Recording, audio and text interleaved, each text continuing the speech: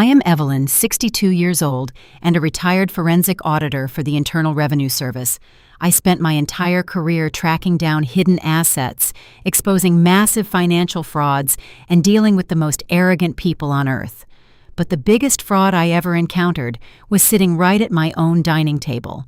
On Christmas night, as a brutal blizzard raged outside my daughter-in-law, threw a stack of past-due bills totaling $60,000 right in my face. She pointed a manicured finger at me and screamed, "Pay all the bills or get out. Let us see how you survive in the cold Evie."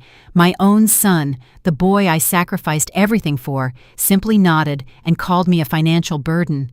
But I did not cry. I did not beg.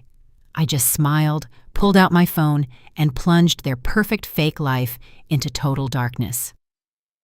Before I continue this story, let me know where you are watching from in the comments below. Hit like and subscribe if you have ever had to remind entitled people exactly who holds the power. The evening started as a masterclass in fake perfection.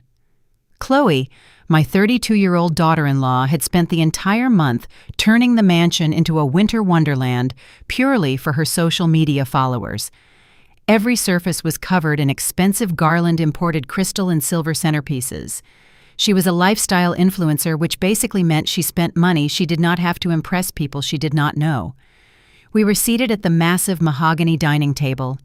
Outside, a historic winter storm was dropping inches of snow by the hour, the wind howling against the reinforced glass windows. Inside, the tension was even colder. I was quietly eating my meal when Chloe suddenly stood up.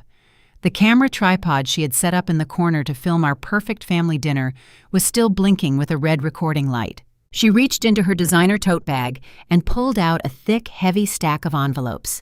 With a dramatic sigh, she slammed them down right next to my dinner plate. The heavy thud made the crystal wine glasses shake. I looked down at the pile. They were final notice bills. Credit cards maxed out on designer clothes. Luxury SUV lease payments that were months behind private country club memberships and contractor invoices for a kitchen remodel I had explicitly forbidden. The total came out to a staggering $60,000. I looked up at Chloe, my face completely blank. She leaned over the table, her face twisted in an ugly sneer. "Pay all the bills or get out!" she screamed, her voice echoing off the high ceilings. "You have been living here eating our food and hoarding your retirement money while Jamal and I are drowning. It is time you paid your fair share." She pointed toward the heavy oak front doors. "Let us see how you survive in the cold Evie. Either you write a check right now, or you can pack your bags and walk out into the blizzard." I slowly turned my gaze to my son. Jamal was 34 years old, wearing a velvet dinner jacket he absolutely could not afford, looking anywhere but at me. I waited for him to speak up. I waited for the boy I had raised as a single mother, the boy I had put through college with my hard-earned money to defend his mother. Instead, Jamal took a large gulp of his wine and cowardly nodded along with his wife. "Chloe is right, Mom," Jamal mumbled, finally meeting my eyes with a look of pure entitlement. "You are a financial burden on us. We are trying to build a brand, a lifestyle, and you are just taking up space. You have a massive government pension. You need to step up and fund our vision, or you need to leave tonight." Before I could even process the absolute betrayal coming from my own flesh and blood, Thomas and Brenda decided to chime in. They were Chloe parents sitting across from me, radiating that specific brand of smug, arrogant superiority. Thomas, a man who loved to boast about his supposed real estate empire, let out a condescending chuckle. He leaned back in his leather chair, swirling his expensive scotch. "You know, Evie." Thomas began using a tone that made my blood boil. In our culture, parents actually want to provide for their children to ensure their success.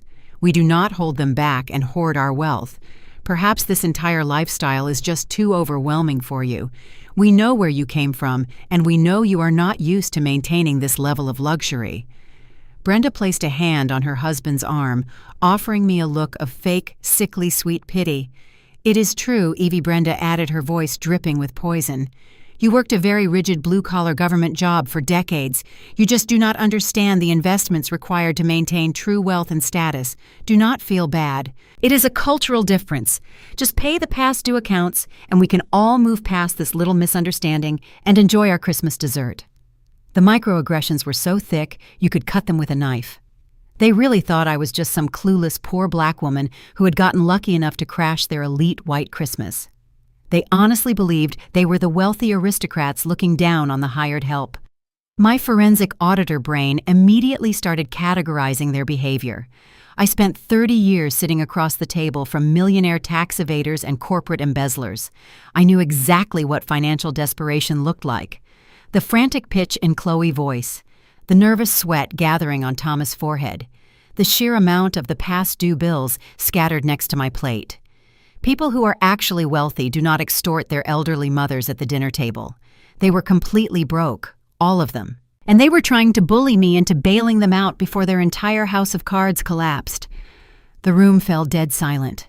Everyone was staring at me. They expected me to break down in tears. They expected me to start screaming, giving Chloe the perfect angry black woman footage she could edit and post online to play the victim. They expected me to pull out my checkbook and surrender out of pure fear of being thrown out into the freezing storm. Instead, I picked up my silver fork.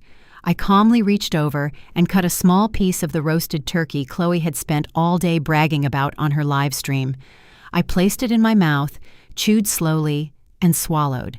It was incredibly dry, lacking any seasoning whatsoever, much like the people sitting at this table. I picked up my linen napkin and delicately dabbed the corners of my mouth. I folded the napkin and placed it neatly next to my plate. Then I looked directly at Chloe, whose smug smile was beginning to falter from the heavy silence. I looked at Jamal, whose hands were slightly shaking as he gripped his wineglass. I looked at Thomas and Brenda, who were suddenly sitting a little straighter in their chairs. "Okay," I said, my voice barely above a whisper, yet it commanded the entire room. "I will not pay." Chloe blinked clearly, not expecting that calm answer. "Excuse me." She snapped, her face turning bright red with rage. "Did you not hear me, Evie? I said, if you do not pay these bills right now, you are out on the street. It is freezing out there. You have nowhere to go. You will freeze to death." I pushed my chair back and stood up slowly. I smoothed down my tailored skirt and walked over to my handbag resting on the side table.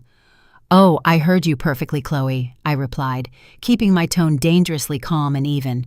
"You made your demands very clear, and I am making my answer very clear. I am not giving you a single dime of my money, not for your fake cosmetic business, not for your leased cars, and certainly not to save your parents' failing real estate company." Thomas slammed his fist hard on the mahogany table. "How dare you speak to us like that?" he roared, dropping all pretenses of his polite aristocrat act. "Jamal, get this crazy woman out of your house right now." Jamal jumped up from his seat, puffing his chest out, trying to look tough. "Mom, you brought this on yourself. Get your coat. You are leaving my house tonight. Do not make me call the police to remove you." I did not reach for my winter coat. Instead, I reached into my handbag and pulled out my smartphone. I looked at the screen, swiped past my missed messages, and opened the master control application for the estate smart home system. It was a state-of-the-art system I had personally installed and quietly paid for when they moved in. "Your house, Jamal?" I asked softly, a genuine smile finally breaking across my face as I looked at my pathetic son. "Are you absolutely sure about that?" Before anyone could answer or even process my question, I pressed a single red icon on my phone screen. Instantly, the massive crystal chandeliers above the dining table shut off. The recessed lighting lining the long hallways went completely dark. The low hum of the industrial central heating unit, which had been fighting off the negative-degree weather outside, immediately stopped. The entire mansion was plunged into absolute pitch-black darkness. The sudden drop in temperature was almost psychological, as the heavy silence of the dead house surrounded us. The only light left in the massive dining room was the faint red blinking of Chloe's recording camera in the corner, and the icy blue glow of my phone screen illuminating my calm face in the dark. Chloe let out a terrified shriek, stumbling backward into her chair. "What did you do? What is happening? Turn the lights back on right now." I looked at the glowing screen in my hand, then looked up into the darkness, where I knew my ungrateful son and his fake family were standing in absolute shock. I just cut the power, I said, my voice echoing coldly through the sudden silence of the house. Let us see how long your fake wealth keeps you warm. The sudden plunge into pitch-black darkness sent an immediate shockwave of panic through the dining room. For a few seconds, the only sound was the howling blizzard battering against the reinforced windows of the mansion. Then, right on cue, Chloe completely lost her mind. A high-pitched shriek echoed off the high ceilings as she stumbled backward, her designer heels clicking frantically against the hardwood floor. She started hyperventilating, entirely consumed by the tragedy of her ruined aesthetic. "My perfect Instagram Christmas is destroyed," she wailed, her voice cracking with dramatic desperation. "I had 500,000 followers waiting for the dessert reveal live stream. Do you have any idea how much this sponsored content was worth? The brand deals are going to drop me." She scrambled around in the dark, bumping into the mahogany table, blindly searching for her phone. Jamal was fumbling around, cursing loudly as he bumped his knee against a heavy chair. "Mom, turn the power back on right now," he yelled, his voice laced with the kind of petulant whine he used when he was a teenager. "This is not funny. It is freezing in here." The temperature in the massive room was already beginning to drop significantly. I remained perfectly still in the darkness, the faint glow of my smartphone casting a cool blue light over my face. I watched the chaos unfold with the detached observation of a scientist studying lab rats. Thomas and Brenda were muttering complaints about the sudden chill wrapping their expensive cashmere sweaters tighter around themselves. Chloe finally found her phone, turning on the flashlight and aggressively shining it in my face. "You are a monster, Evie," she spat, tears of pure frustration ruining her carefully applied makeup. "You are deliberately sabotaging my life because you are jealous." Before I could respond to her ridiculous accusation, the heavy brass doorbell echoed loudly through the silent, dark house. The sound made everyone freeze. Chloe gasped, wiping her eyes frantically. "Oh my God, the caterers are here with the second course and the dessert displays," she whispered, her panic briefly shifting to excitement. "Jamal, go get the door. Do not let them see we have no power. Tell them it is a romantic candlelit theme."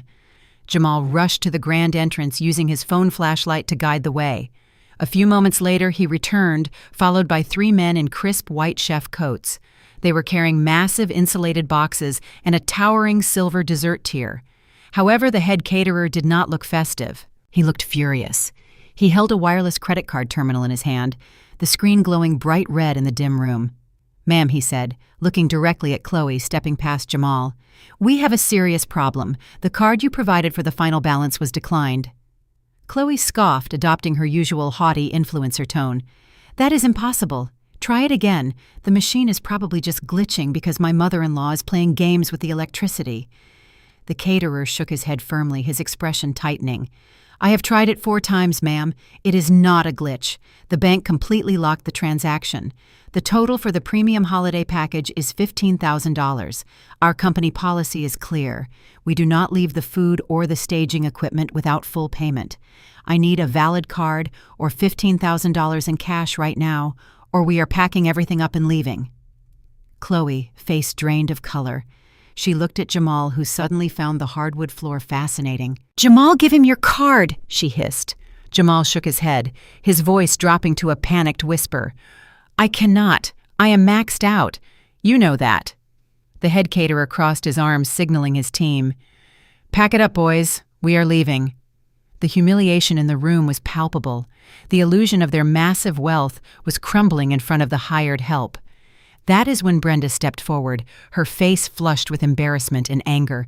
She turned her glare toward me, completely abandoning her polite aristocratic mask. "Evie, this is deeply embarrassing for all of us," Brenda hissed, pointing a trembling finger at me. "How can you just stand there and watch your family be humiliated in front of these workers? Pay the man immediately. You have the money. Do not be so stingy. You are ruining my daughter's first hosted Christmas." Thomas chimed in, stepping up beside his wife. "Yes, Evie, fix this. We will not be humiliated by the help simply because you want to throw a petty tantrum. Save this family dignity and write a check right now. Do you have no shame at all?" I slowly raised my hand, turning on the powerful flashlight feature of my own phone. I aimed the bright beam directly at the center of the table, illuminating the terrified faces of my son and his wife, and then shifted the light to the head caterer. I looked at the man, maintaining my calm, professional demeanor. "Sir," I said smoothly, "may I please see the last 4 digits of the card that was declined?" The caterer, slightly taken aback by my composed authority amidst the chaos, looked down at his terminal. "It is a platinum card, ma'am, ending in 4829. The moment those numbers left his lips, Chloe let out a sharp gasp, taking a step backward as if she had been physically struck. Her eyes widened in absolute terror. I kept the flashlight aimed right at her pale face.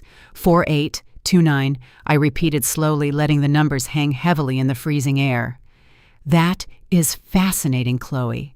Truly fascinating, because I happen to know exactly who that card belongs to." I reached into my handbag and pulled out my leather wallet. I slid out a matching platinum card and held it up in the beam of the flashlight for everyone to see. "That card does not belong to my son, and it certainly does not belong to you, Chloe. It is a secondary account card attached to my primary retirement line of credit, a card I never authorized you to have." Jamal looked confused, turning to his wife. "Chloe, what is she talking about? Where did you get her card?" Chloe opened her mouth, but no words came out. She looked like a fish gasping for air. "I will tell you where she got it," I continued, my voice sharp and cutting like glass. "She went into my private home office last month while I was visiting my sister in Georgia. She dug through my locked filing cabinet, found the emergency secondary card I kept for medical expenses, and she stole it. She thought because I am a retired older woman, I would not notice the charges buried in my monthly statements." I turned my attention to Brenda and Thomas, who were now staring at their daughter in silent horror. "Save your family dignity," I asked, repeating Brenda's words with a mocking smile. "Your daughter is a thief. She has been funding this entire fake lifestyle, the designer bags, the luxury leased cars, and this $15,000 dinner by secretly draining her black mother-in-law's credit limit. But unfortunately for her, I am a former IRS forensic auditor. I notice every single penny. I called the fraud department an hour ago while you were all bragging about your imaginary wealth. I reported the card as stolen. That is why it declined." I looked back at the caterer. "You can pack up your food, sir. Nobody in this room has a dime to their name." The caterer nodded briskly, turning to his men. "Let us go." The illusion was completely shattered. As the caterers quickly packed up their silver trays and marched out the front door, the heavy silence returned, now weighed down by absolute disgrace. Thomas and Brenda stepped away from their daughter, looking at her with a mix of disgust and panic. But it was Jamal who reacted the most violently. Instead of apologizing to me, instead of confronting his wife for stealing from his own mother, his bruised ego completely snapped. He could not handle the humiliation of his fake life being exposed to his wealthy white in-laws. He let out a furious scream, kicking a heavy dining chair across the room. "Shut up!" he roared at me, his face twisted in desperate rage. "Just shut up! I am sick of you acting like you own us." He stormed over to his leather briefcase resting on the side console, his hands shaking wildly in the dark. He ripped open the zipper and pulled out a thick, official-looking legal document stamped with a state seal. He marched right up to me, shoving the paper aggressively into my chest. "Get out of my house right now, you crazy old woman," he shouted, spittle flying from his lips. "You do not disrespect my wife in my home. Look at this paper. My name is on this deed. You are trespassing. Get out." Jamal stood in the center of the dark dining room with his arm extended. He pointed his trembling finger directly at the heavy oak front door. "Get out of my house right now!" he screamed, his voice breaking under the weight of his fragile ego. "I am not playing with you anymore, Mom. You disrespected my wife. You humiliated my in-laws, and you ruined our Christmas. You are done here. Pack your things and walk out that door before I throw you out myself." Chloe did not even wait for me to respond. She immediately pulled out her phone, her fingers tapping furiously against the illuminated screen. Her tear-stained face was illuminated by the harsh blue light as she held the phone to her ear. "Hello, 911, she cried out, her voice instantly transforming into the breathy, panicked tone of a terrified victim. "Yes, I need officers at my house immediately. There is an unwanted trespasser in my home, and she is becoming hostile. Yes, it is my mother-in-law, but she is refusing to leave the property, and my husband and I feel extremely threatened. Please hurry, we are completely in the dark." I watched them perform this pathetic theater with absolute calm. Jamal stood there puffing out his chest, trying to look like a man defending his castle, while his wife actively called the police on the woman who gave him life. The absolute audacity of it all was almost poetic. They really believed that waving a piece of paper in my face and crying to an emergency dispatcher would somehow make me crumble entirely. I did not move a single inch. I just stared at my son, letting the reality of his ultimate betrayal hang heavy in the still night winter air. Thomas stepped forward out of the shadows with a patronizing smirk plastered across his pale face. He adjusted the collar of his expensive shirt, clearly reveling in the sudden shift of power. He thought the police being called would finally put the angry black mother-in-law firmly in her place.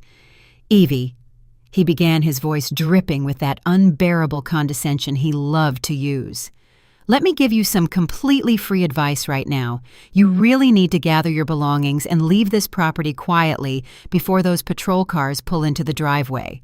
We live in a highly exclusive gated white neighborhood. The police out here do not play games, especially not with people who look like you causing a disturbance in a multi-million-dollar residence. They will not care about your little grievances.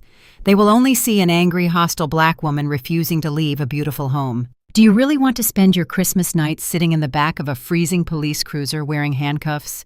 Brenda nodded along, standing close to her husband, and giving me that same sickening look of fake pity. "Thomas is absolutely right, Evie," she added softly, rubbing her arms as the temperature continued to plummet. "Do not make a massive scene and humiliate yourself further. My daughter is terrified of you, and you are clearly completely out of control. Just walk away right now, and we will politely tell the police it was a misunderstanding. If you stay, they will arrest you, and your entire reputation will be completely ruined." The racial tension in the room spiked so violently it was suffocating. They were actively weaponizing their white privilege, trying to terrify me into submission, using the very real threat of police bias against people of color. They honestly thought I was just an ignorant, easily frightened woman who would run away into the blizzard the moment she heard the word cops. They thought their proximity to whiteness and wealth gave them absolute authority over me. Jamal just stood there allowing his white in-laws to racially intimidate his own mother. He was so incredibly desperate for their validation that he was perfectly willing to watch them threaten me with a potentially dangerous police encounter. My son, the boy I carried, the boy I protected from this exact kind of prejudice, his entire life was now using it as a weapon to keep his fake house. I took a deep, slow breath, letting the absolute disgust wash over me, and then settle into a cold, hard focus. I did not look at Thomas or Brenda. They were completely irrelevant to me. I kept my eyes locked solely on Jamal. "You called the police on your own mother," I said softly, my voice echoing in the darkness. "You let these people threaten me in the house I bought. You really think you hold all the cards right now?" Thomas scoffed, crossing his arms confidently. "We do hold the winning cards." I slowly reached into the side pocket of my leather handbag and pulled out my silver reading glasses. I unfolded them deliberately, sliding them onto my face. Then I held my hand out toward Jamal. "Let me see this supposed deed of yours," I demanded. Jamal eagerly shoved the crumpled document into my outstretched hand, a smug, victorious grin stretching across his face. "Read it and weep," he sneered. "It says right there at the top in black and white that I am the resident of this property. My name is printed right there." I turned my phone flashlight directly onto the piece of paper. I scanned the first few lines, and then I let out a loud, booming laugh. It was not a chuckle, but a deep, genuine laugh that echoed off the cold walls. Jamal's frown deepened. "What is so funny?" he demanded, looking nervously at his wife. I shook my head, holding the paper up. "Jamal, you have always been too lazy to read the fine print," I said. "This is not a deed to a multi-million-dollar estate. This is a standard state-issued residential lease agreement." I reached back into my bag and pulled out a thick, heavy envelope sealed with the official stamp of a corporate attorney. I tossed it onto the dining table right next to Chloe's pile of unpaid bills. "If you want to see a real property deed, I suggest you open that," I commanded. Thomas snatched the envelope off the table, ripping it open and pulling out the stack of legal documents. His eyes frantically darted across the pages. "What does it say?" Chloe asked, her voice trembling. Thomas swallowed hard, his face draining of whatever color it had left. "The property is owned by a corporate entity," he whispered, staring blankly at the paper. "It is registered to Washington Family Holdings, LLC. I smiled brightly, taking my glasses off. "That is exactly right, Thomas," I said. "When I bought this house, I did not put it in my name, and I certainly never put it in the name of my financially irresponsible son. I purchased it through a limited liability company to protect the asset. I am the sole managing member and chief executive officer of that LLC. I own every single brick, every window, and every blade of grass on this property. Jamal is not the owner of this mansion. He is merely my tenant." Chloe gasped, covering her mouth in shock. Jamal stepped back, his eyes wide with absolute horror. "No, that is impossible," he stammered. "I signed papers. I signed the documents." "Yes, you did," I replied, nodding. "You signed a rental lease which clearly states that you occupy the premises under the condition that you cover the monthly property taxes and maintenance fees in lieu of traditional rent. I gave you a completely free ride to live in absolute luxury, and you could not even handle that one simple basic task, my own dear son." Jamal stared at me, his jaw practically on the floor. His grand illusion was completely destroyed in front of his prestigious in-laws. Chloe let out a devastating sob, finally realizing she had married a broke tenant instead of a millionaire homeowner. But I was not finished. "The police are going to be here any minute, Jamal," I said, reaching into my handbag one last time. "And when they arrive, they are going to ask who owns this property, and they are going to ask who has the legal right to stay." I pulled out a single sheet of bright yellow paper and stepped forward, pressing it firmly against his velvet dinner jacket. Jamal blindly took the paper, looking down at it with tear-filled eyes. "What is this?" he choked out, his voice barely a whisper. "That," I said, stepping back and giving him a chilling smile, "is a 30-day notice of eviction. I checked the financial records this morning. You have not paid the property taxes or the maintenance fees for 6 consecutive months. You are in direct violation of your lease. You have exactly 30 days to vacate my property. Merry Christmas, my dear little tenant." Less than 10 minutes passed before the heavy pounding echoed against the front door.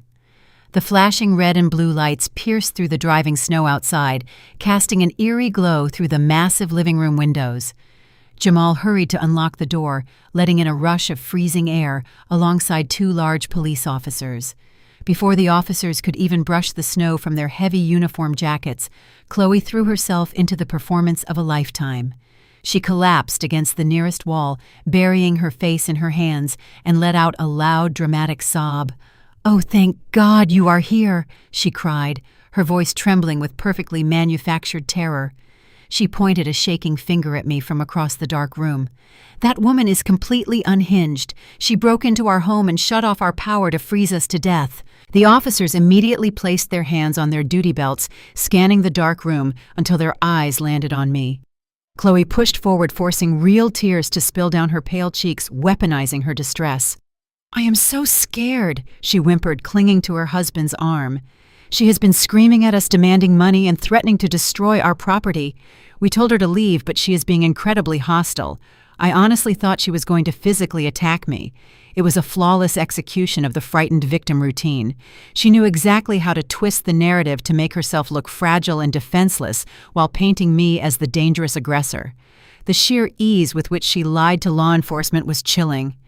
The taller officer stepped forward, shining his heavy tactical flashlight directly into my eyes, blinding me.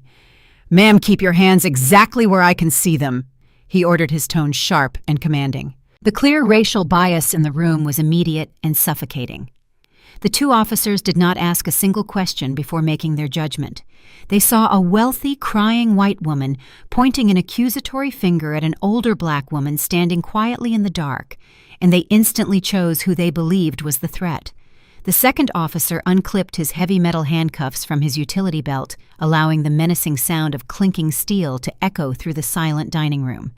They began advancing toward me, matching their steps with aggressive caution.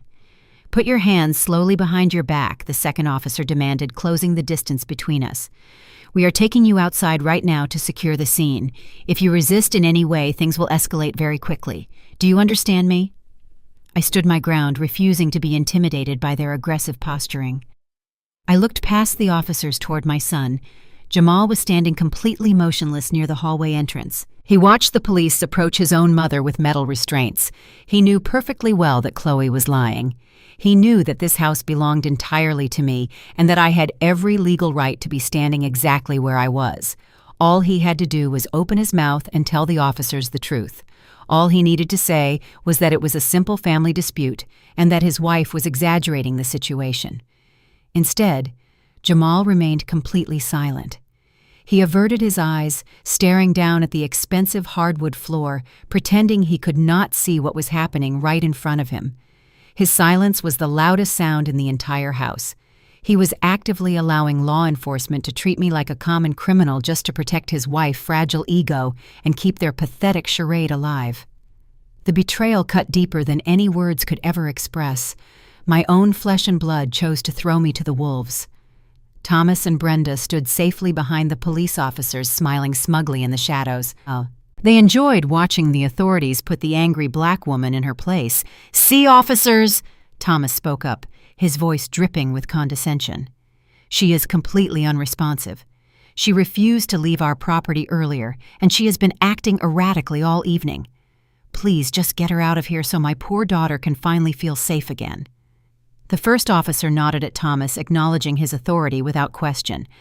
"We have got it under control, sir," the officer replied respectfully, before turning his harsh flashlight beam back onto my face. "Ma'am, I am not going to ask you again. Turn around and put your hands behind your back." I slowly raised my hands, keeping my palms open and visible, to ensure they could not claim I was making any sudden threatening movements. I looked the officer straight in the eye, feeling calm wash over me. "I am not resisting," I stated to the two police officers standing there. "Before you make the massive mistake of placing those cuffs on my wrists, I highly recommend you take a very close look at my outfit," I said evenly. Both officers paused, looking momentarily confused by my absolute lack of fear. The first officer frowned, lowering his flashlight slightly. "What are you talking about?" he barked. I gently tapped the large, elegant pearl brooch pinned near the collar of my silk blouse. "This lovely piece of jewelry is not just an accessory," I explained, my voice ringing clearly across the dark dining room. "It is a high-definition hidden camera equipped with premium audio recording capabilities. As a retired forensic auditor for the federal government, I learned long ago never to attend hostile meetings without documenting every single second." The officers exchanged a quick glance, their aggressive posture softening into uncertainty. Chloe gasped from across the room, her fake tears instantly drying up as sheer panic set in. "You are lying!" she shrieked, taking a step back. "She is lying, officers!" I ignored her completely. I pulled out my phone, tapping the screen a few times to access the smart home network. I bypassed the main house power grid and activated the backup generator connected solely to the massive 85-inch television mounted in the adjacent living room. The screen suddenly flared to life, casting a bright, glowing light over the stunned faces of my family. "Gentlemen, please direct your attention to the television," I instructed the officers politely. I tapped the broadcast button on my application, sending the recorded footage directly to the massive screen. The video quality was breathtakingly clear. The audio was crisp and undeniable. The officers turned their heads just as the footage began to play. The recording started exactly 1 hour ago, capturing everything perfectly. It showed Chloe throwing the stack of past due bills onto the table and screaming at me to pay the $60,000 or get out. It captured Jamal cowardly, calling me a financial burden. It documented Thomas and Brenda making racist, condescending remarks about my background.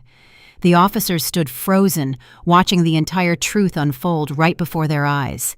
Then the footage reached the climax. It clearly displayed my calm refusal the moment I shut off the power and the subsequent arrival of the angry caterers demanding $15,000. The absolute most damning piece of evidence, however, was the clear recording of Chloe grabbing her phone and dialing 911. The audio of her perfectly faked crying echoed through the living room, proving beyond a shadow of a doubt that she had orchestrated a false emergency call to weaponize the police against me.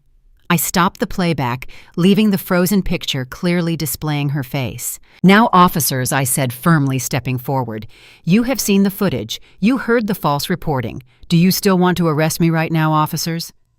The two police officers stood in stunned silence as the gravity of the situation fully registered. The second officer looked down at the metal handcuffs still dangling from his fingers. His expression shifted from authoritative aggression to absolute fury. Law enforcement officers deeply despise being lied to and weaponized, especially when it wastes their time during a massive winter emergency. He aggressively turned on his heel, marching directly toward Chloe. His heavy boots thudded loudly against the floor. "Ma'am, turn around and put your hands behind your back," he barked. "You are under arrest for filing a false police report and attempted extortion." Chloe shrieked violently, pulling her hands away. "No, you cannot do this," she cried. Before the officer could physically grab her wrists, Thomas leaped out from the shadows. His face was bright red with aristocratic rage. He shoved his way in front of his terrified daughter. "Wait, you cannot touch her," Thomas screamed. "Do you have any idea who we are? If you put those cuffs on my daughter, I will completely destroy you. I will hire the absolute best corporate lawyers using Jamal's enormous trust fund to sue this entire police department right now, you fools." Thomas pushed himself directly between the arresting officer and his weeping daughter, puffing out his chest like a cornered animal. "Do you have any idea who you are dealing with?" he bellowed, his face flushing a deep shade of crimson. "We are the Sterling family, and we possess resources you local civil servants cannot possibly fathom. If you place a single finger on my daughter, I will make it my absolute life mission to ensure you both lose your badges by tomorrow morning." He pointed a trembling finger toward Jamal, who was still cowering in the shadows of the hallway. "My son-in-law is the sole beneficiary of a $3 million trust fund," Thomas announced, his voice dripping with arrogant superiority. $3 million in liquid assets sitting in the bank waiting for his 35th birthday. "We will hire the most ruthless corporate defense attorneys in this state, and we will sue this entire police department for harassment, false arrest, and emotional distress. We will drain your city budgets dry." The two officers paused, clearly caught off guard by the sudden mention of such massive wealth. In a wealthy, suburban gated community like this one, the threat of endless, expensive litigation was a very real deterrent for local law enforcement. The first officer took a half step back, loosening his grip on the metal handcuffs. Thomas noticed their hesitation and immediately doubled down on his intimidation tactics. He straightened his expensive jacket and glared down his nose at the officers. "You are making a catastrophic mistake," he sneered. "You are choosing to believe the manipulated recordings of a bitter, jealous woman over the word of an affluent, respected family. Walk away right now before I make one single phone call that ruins your pathetic little lives forever." The mention of the $3 million trust fund seemed to act like a sudden jolt of electricity straight into my son. Jamal suddenly stood up straighter, stepping out of the shadows and walking directly into the center of the dark room. He had spent the entire evening acting like a coward, but now the promise of inherited wealth gave him a burst of false bravery. He walked over to his briefcase and yanked out a stack of legal documents that had been clipped together. He marched right up to me, his eyes wide with a frantic, desperate energy. "I am completely done playing your sick games, Mom," he shouted, slapping the papers down onto the table. "I turn 35 years old next month, and that money legally becomes mine. But I am not going to wait another 4 weeks to get away from your absolute lunacy." He grabbed a silver pen from the table and shoved it aggressively toward my chest. "This is a formal emergency release authorization," he demanded, his voice trembling with anger and entitlement. "You are the sole trustee of my father's estate. You have the power to release those funds to me right now ahead of schedule. Sign the papers immediately. I am going to take my money, and I'm going to hire the best lawyers in the country to clear my wife of these ridiculous charges you are trying to frame her with." The two police officers watched this bizarre family standoff in complete silence, unsure of how to proceed with the arrest while this massive financial dispute erupted. Jamal continued his arrogant tirade, completely blind to the reality of his situation. "And once Chloe is safe," Jamal sneered, leaning closer to my face, I am going to buy this entire house straight out from under you. I will pay whatever ridiculous inflated price you want for this limited liability company, and then I'm going to throw you out onto the street myself. You will never see me again. You will never see Chloe again. And you will absolutely never see your future grandchildren. You are going to die alone in some cheap nursing home because you could not stand to see me happy and successful." Brenda clapped her hands together from the corner, nodding in enthusiastic agreement. "Tell her, Jamal," she cheered, her voice filled with venom. "Make her release your money. She has no right to hold your inheritance hostage while my daughter is suffering. Just sign the stupid papers, Evie, and go back to whatever miserable little life you lived before you tried to destroy ours." Jamal tapped the silver pen violently against the documents, demanding my signature. "Sign it right now, Mom," he barked. "I am the beneficiary. That money belongs to me. You have absolutely no legal right to keep it from me anymore." I looked down at the pen he was holding with total amusement. He honestly believed he had me completely cornered. I did not take the silver pen from his shaking hand. I simply looked down at the emergency release documents he had so desperately printed out and smiled.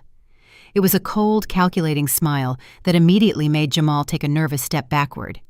"You are absolutely correct about one thing, Jamal," I said, my voice steady and unwavering. "I am indeed the sole trustee of your late father's estate, which means I am the only person on this entire planet who has the legal authority to authorize the transfer of that $3 million into your bank account. However, it appears you inherited your aversion to reading the fine print from your lovely wife." I reached into my handbag and pulled out my own copy of the official trust agreement bound in heavy black leather. I flipped open the thick binder and turned directly to page 47, highlighting a specific paragraph with my index finger. "When your father and I set up this trust fund, we knew you had a concerning tendency to make extremely poor financial decisions," I explained, speaking slowly, so every single word would resonate through the silent room. "We wanted to protect your future from predatory individuals like the people currently standing behind you. Therefore, we included a very strict stipulation known as the Morality and Solvency Clause." Thomas let out a loud scoff, but I could see the sudden panic flashing in his eyes. "What nonsense is she talking about now?" Thomas demanded. I ignored him, keeping my gaze locked on my son. "The Morality and Solvency Clause clearly dictates that the trust funds cannot be released to the beneficiary under any circumstances if said beneficiary is currently carrying undisclosed severe debt or engaging in reckless financial behaviors that threaten the integrity of the principal amount." I recited the legal jargon flawlessly. Simply put, "Jamal, if you are secretly drowning in debt, I am legally prohibited from giving you a single dime of this inheritance. You do not get the $3 million next month. You do not get it next year. In fact, the trust remains completely frozen indefinitely until I deem you financially responsible enough to handle the money without immediately squandering it on frivolous luxuries and bailing out criminals." Jamal burst out laughing, but it was a hollow, terrified sound. "That is complete garbage," he stammered, trying to regain his false bravado. "I am not in any debt, Mom. My credit score is completely flawless. I do not have any secret loans. You cannot prove anything. You are just making up pathetic excuses because you want to keep the money for yourself." I slowly closed the heavy leather binder and placed it gently on the table. "Oh, my sweet, incredibly foolish boy," I whispered, shaking my head in genuine pity. "Did you really think you could hide a massive financial disaster from a woman who spent 3 decades tracking down offshore bank accounts for the federal government? I know exactly how much debt you are currently hiding right now, and the entire situation is far worse than you even know." I reached into my bag and pulled out a thick, heavy manila folder. I dropped it squarely in the middle of the dining table, right on top of his useless release papers. The loud smack echoed like a gunshot in the dark room. Inside that folder are copies of promissory notes, bank transfers, and wire receipts. I announced, my voice echoing with absolute finality. "They prove beyond any shadow of a doubt that you secretly owe $500,000 to a syndicate of highly dangerous, unregulated loan sharks operating out of a shadow company downtown." Chloe gasped loudly, her hands flying to her mouth in sheer terror. Jamal's face completely drained of color, his knees buckling slightly as the reality of his situation crashed down upon him. He stared at the manila folder as if it were a live explosive device. "Your secret is finally out, Jamal," I said, staring right into his terrified eyes. "The morality and solvency clause has been officially triggered. Your $3 million trust fund is now legally frozen. You are completely and utterly broke right now. You have absolutely nothing left to save you from the consequences of your own pathetic, arrogant choices." Jamal stared at the thick manila folder resting on the dining table as if a venomous snake had just uncoiled itself right next to his dinner plate. His breathing became shallow and rapid, his chest heaving under his expensive velvet jacket. He reached out with a trembling hand and flipped open the heavy cover, revealing the stacks of promissory notes, wire transfer receipts, and digital signatures printed in bold black ink. He frantically scanned the top page, his eyes darting back and forth across the terrifying numbers. $500,000, he whispered, his voice cracking with absolute disbelief. "No, this has to be a mistake. This is a complete lie. I never borrowed $500,000 from anyone. I have never even heard of these shadow financial institutions in my entire life. Mom, you have to believe me. I would never ever take out loans with interest rates like this." He looked up at me, his eyes pleading for salvation, but I remained perfectly still, letting the silence stretch across the freezing dark room. The two police officers who were still standing near the doorway exchanged a long, knowing look, but decided to step back and let this financial disaster unfold. Jamal flipped to the second page, and then the third, his panic escalating with every piece of paper he uncovered. "This is my Social Security number," he stammered, tracing his finger over the printed text. "This is my exact date of birth and my personal email address. But I did not sign these documents. I swear to you, Mom, I did not do this. Someone has stolen my identity. Someone has hacked into my accounts and forged my name on these predatory loans. You must arrest the person who committed this terrible crime right this very second." I turned my phone flashlight away from Jamal and aimed the bright beam directly at his beautiful wife. Chloe was completely silent. Her normally vibrant complexion had turned entirely pale, washing away the expensive bronzer she had carefully applied earlier that afternoon. She looked like a ghost standing frozen in the dark dining room. Her hands were trembling so violently that the heavy crystal wine glass she was holding slipped from her fingers and shattered against the hardwood floor. The sharp sound of breaking glass echoed through the silent house, but Chloe did not even flinch. She just stared at the manila folder with wide, terrified eyes. Jamal followed the beam of light and looked at his wife. The desperate confusion on his face slowly began to morph into a terrible realization. "Chloe," he said, his voice shaking. "Chloe, tell me you do not know anything about this. Tell me you did not take out these massive loans using my name." Chloe opened her mouth to speak, but only a pathetic little gasp escaped her throat. She took a step backward, shaking her head frantically. She tried to muster up another round of her famous white tears, but the sheer weight of her guilt made it impossible to maintain the victim act. I did not give her the chance to lie. I stepped forward, my voice cutting through the freezing air with absolute authority. "Your lovely wife knows everything about those documents," Jamal, I stated coldly. "She is the one who stole your identity.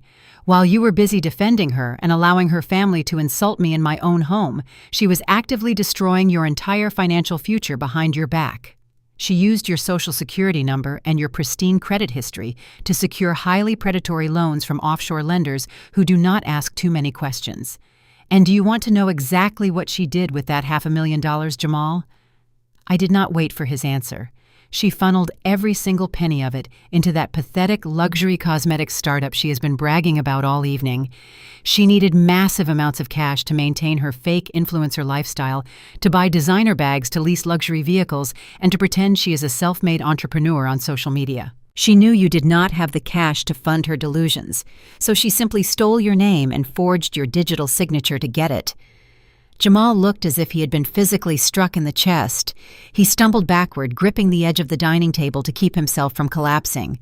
"You stole my identity," he whispered, staring at the woman he had abandoned his own mother to protect. You put me $500,000 in debt to buy makeup and purses." Chloe finally found her voice screaming in desperate defense. "I had to do it, Jamal," she shrieked, tears streaming down her face. "You promised me this incredible wealthy lifestyle without question." I listened to her pathetic excuses and felt an overwhelming wave of pure disgust. But the real truth was actually much worse than simply buying expensive handbags. As an investigator for the federal government, I learned to never stop digging when I found the first layer of fraud. I knew that women like Chloe did not have the intelligence to execute a massive offshore financial crime completely on their own. She needed professional guidance to set up those complicated corporate structures.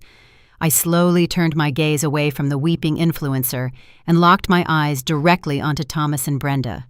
They were standing completely motionless in the shadows, their previous arrogant smirks entirely wiped from their pale faces.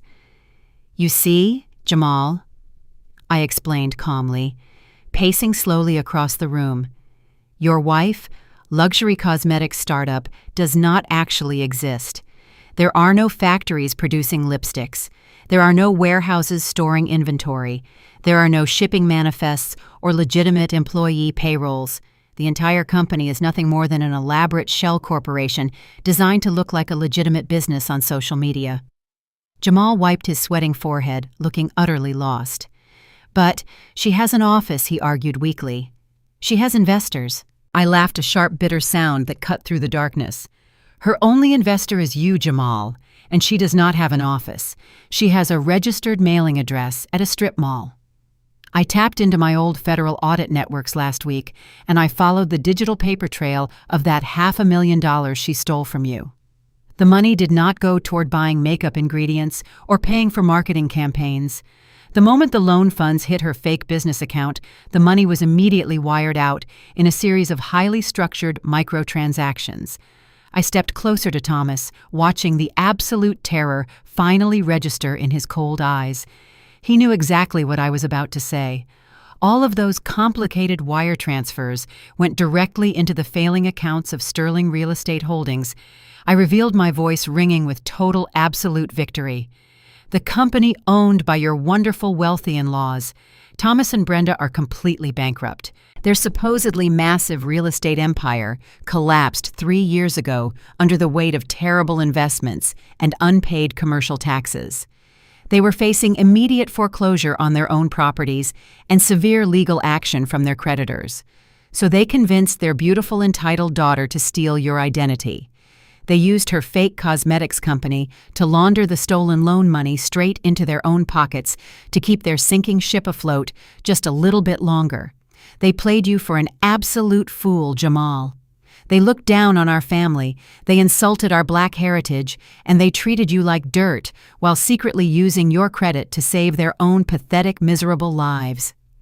The silence that followed my revelation was deafening. The illusion of white wealth and superiority was entirely shattered into a million tiny little pieces. Brenda suddenly let out a loud, guttural scream that completely shattered the silence of the room. The polite aristocratic facade she had worn all evening completely evaporated, leaving only a desperate, panicked criminal. She lunged forward with surprising speed, her manicured hands reaching aggressively for the thick manila folder resting on the dining table. "Give me those papers right now!" she shrieked, her eyes wide with madness. "You cannot prove any of this. I will shred every single page of your ridiculous, fabricated evidence."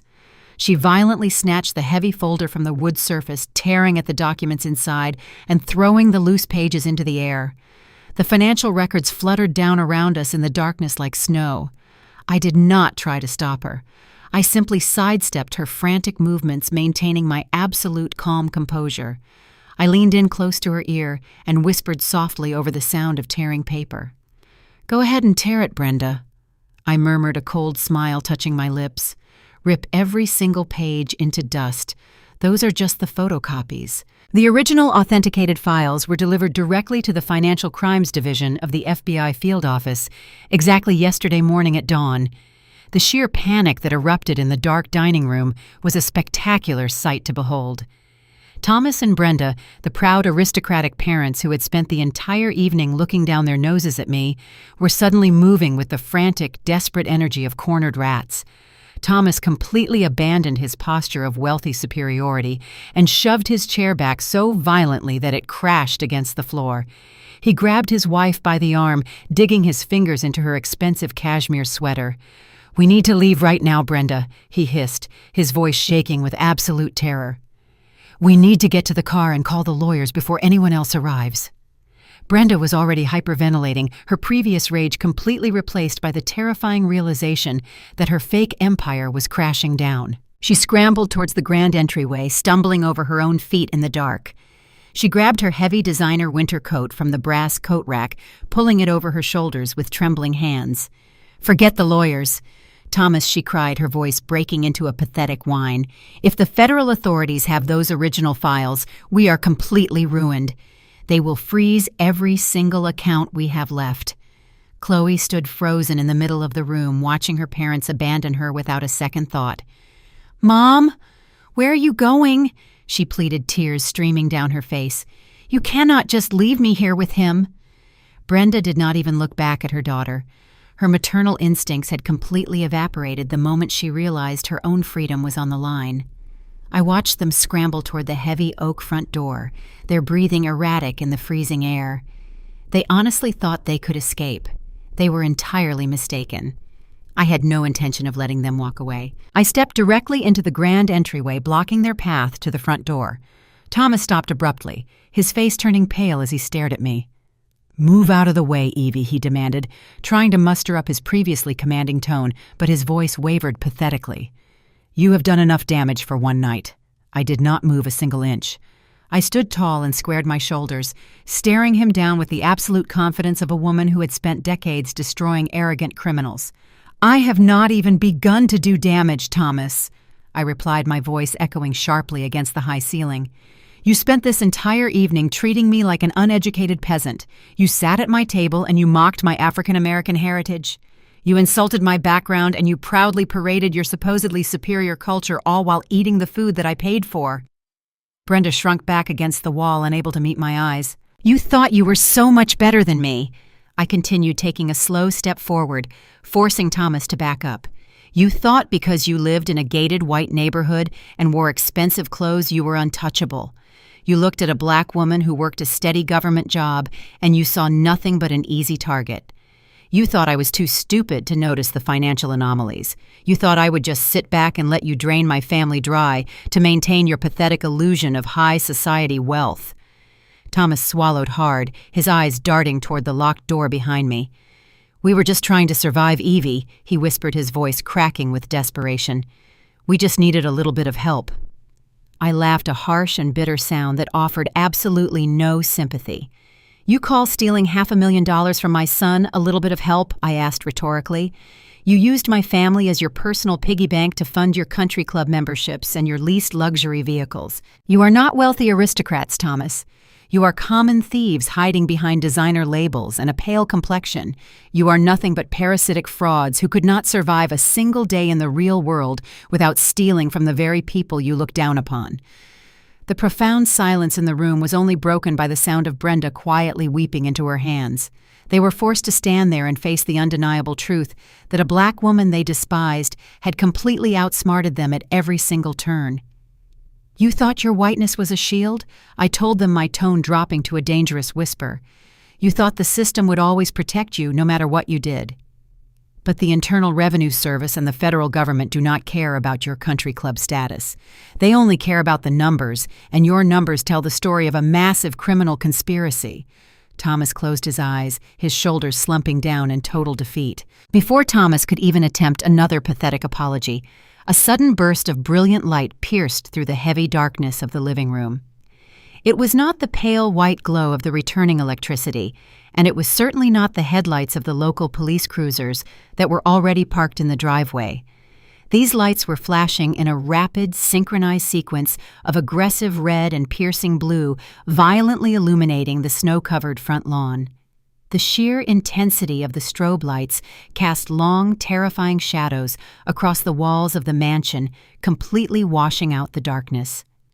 Thomas slowly opened his eyes, turning his head toward the massive windows. Outside, the sound of heavy vehicle engines roared above the howling blizzard. Several large black sport utility vehicles had forcefully jumped the curb, tearing through Chloe's perfectly manicured winter landscaping and forming a tactical perimeter around the entire property. The two local police officers who had been standing quietly in the doorway suddenly stood at strict attention, realizing instantly that their jurisdiction had just been completely overridden. "What is happening?" Brenda whimpered, taking a step backward right now.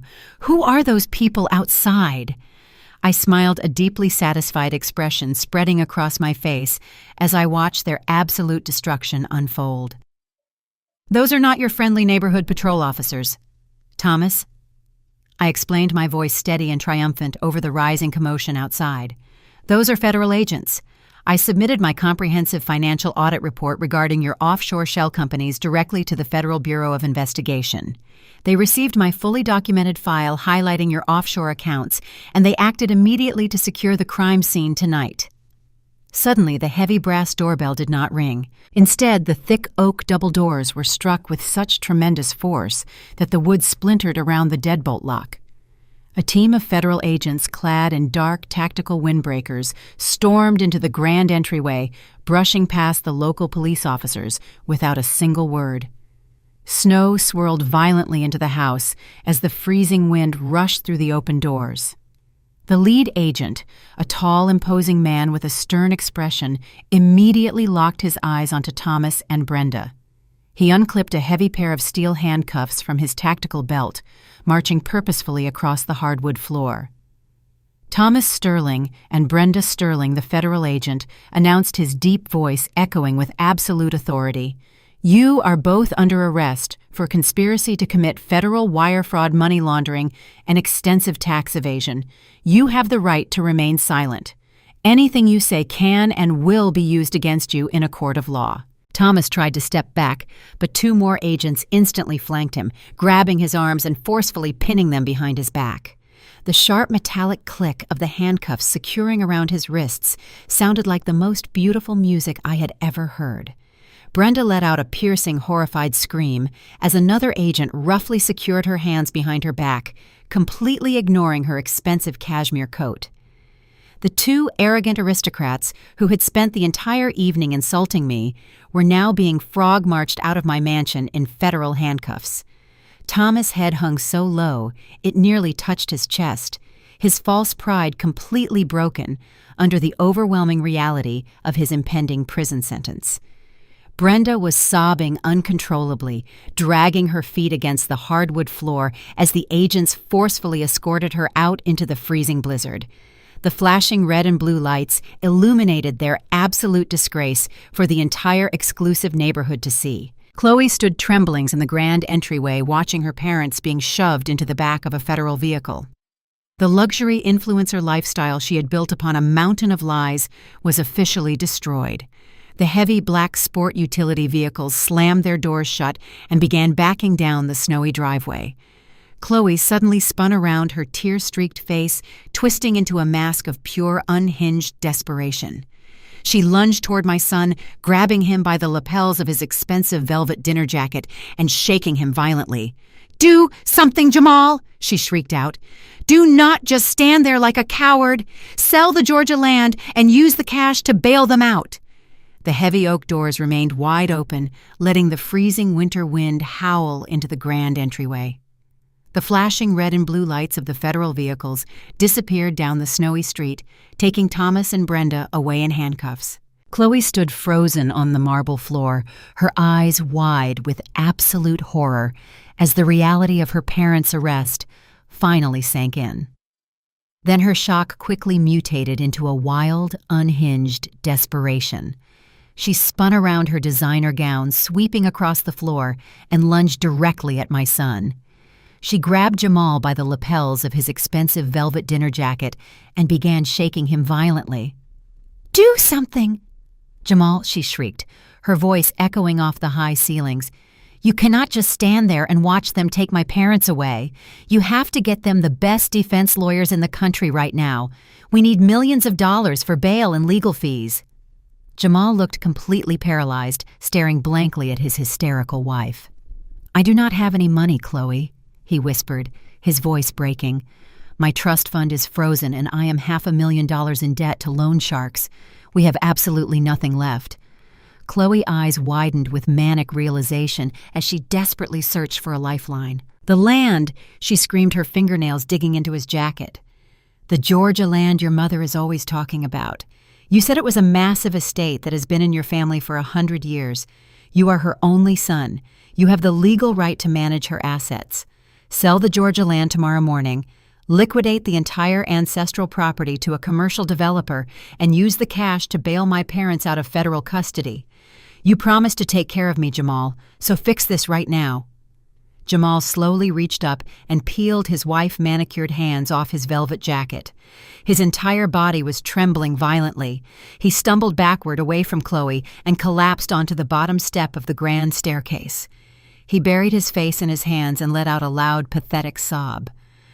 "I cannot sell the land, Chloe," he choked out, his voice muffled by his shaking hands. "I cannot sell it because I already did." The entire room fell completely silent except for the sound of the howling blizzard outside. Even Chloe stopped screaming, staring at her husband in sheer disbelief. I remained standing near the doorway, my heart turning to solid ice as the weight of his confession hung in the freezing air. "What are you talking about, Jamal?" I asked, my voice dangerously low and steady.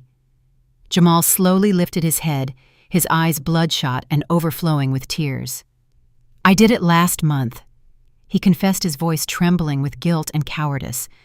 "When you went to Florida for that tax conference, I found the original property deeds in your home office.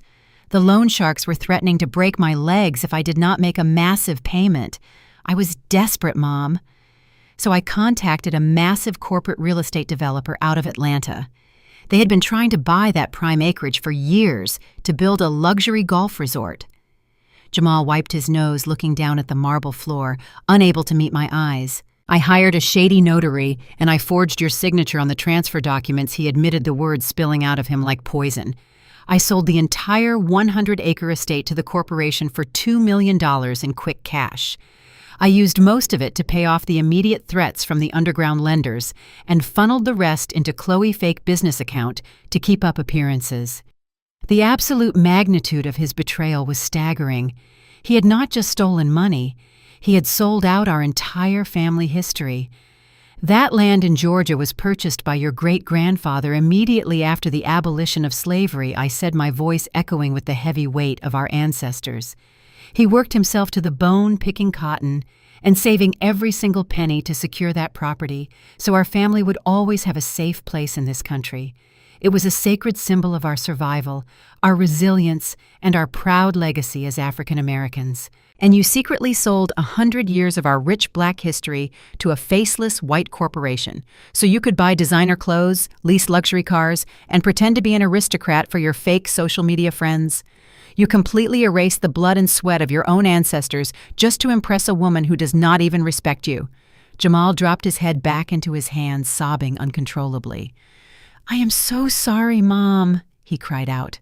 I was backed into a corner and I had absolutely no other choice. I looked at my weeping son sitting on the stairs and I felt absolutely no anger toward him anymore.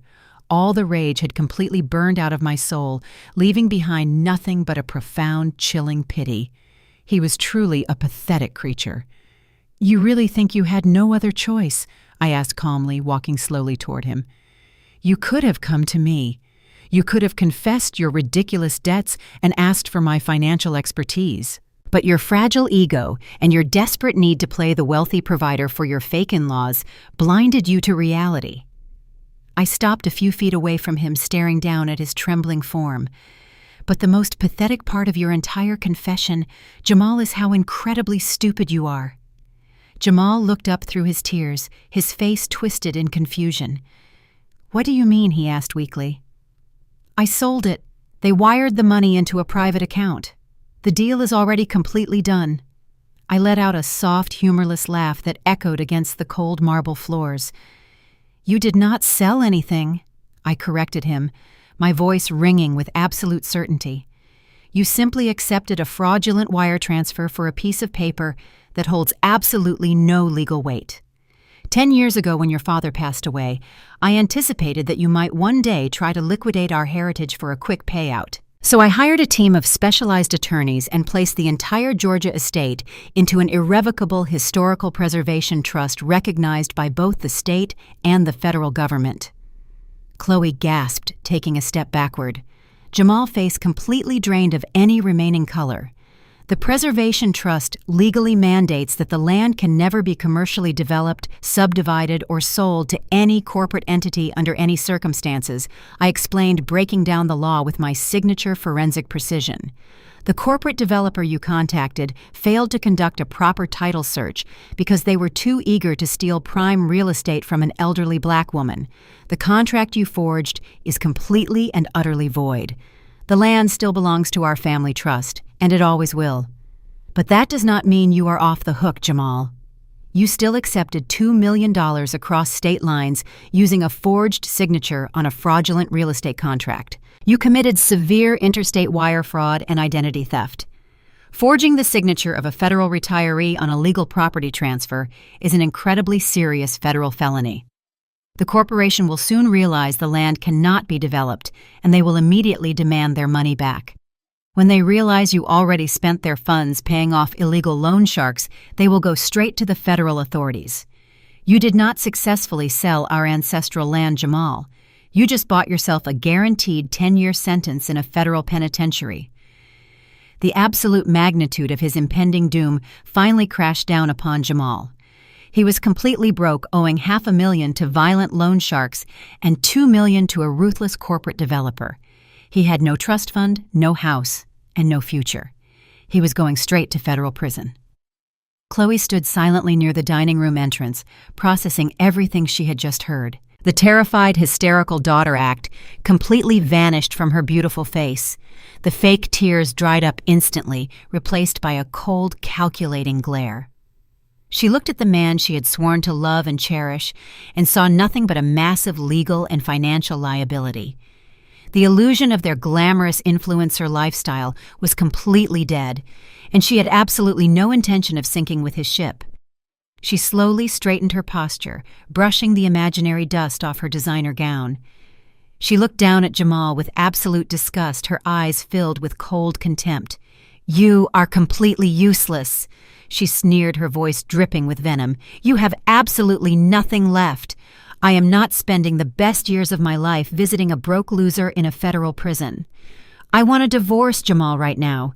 And since you caused this entire horrific mess, I am taking half of everything you have left." Chloe stood in the grand entryway, her designer gown suddenly looking out of place amidst the shattered illusion of their wealth. The flashing lights of the federal vehicles had barely faded from the snowy windows before she turned her complete and utter fury onto my son. "I want a divorce," she repeated, her voice cold and completely devoid of any affection she once pretended to have for him. "I am contacting the most aggressive divorce attorneys in the city first thing tomorrow morning. I am going to completely ruin you, Jamal."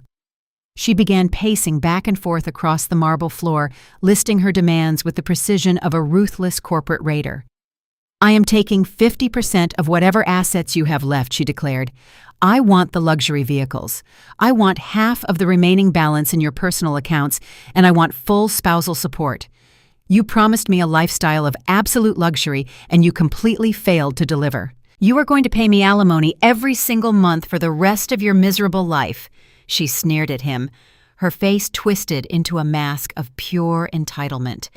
"And when the federal prosecutors come knocking at your door for forging your mother's signature on that real estate contract, I am going to testify against you. I will tell the judge that you acted entirely alone and that I had absolutely no idea about your criminal activities.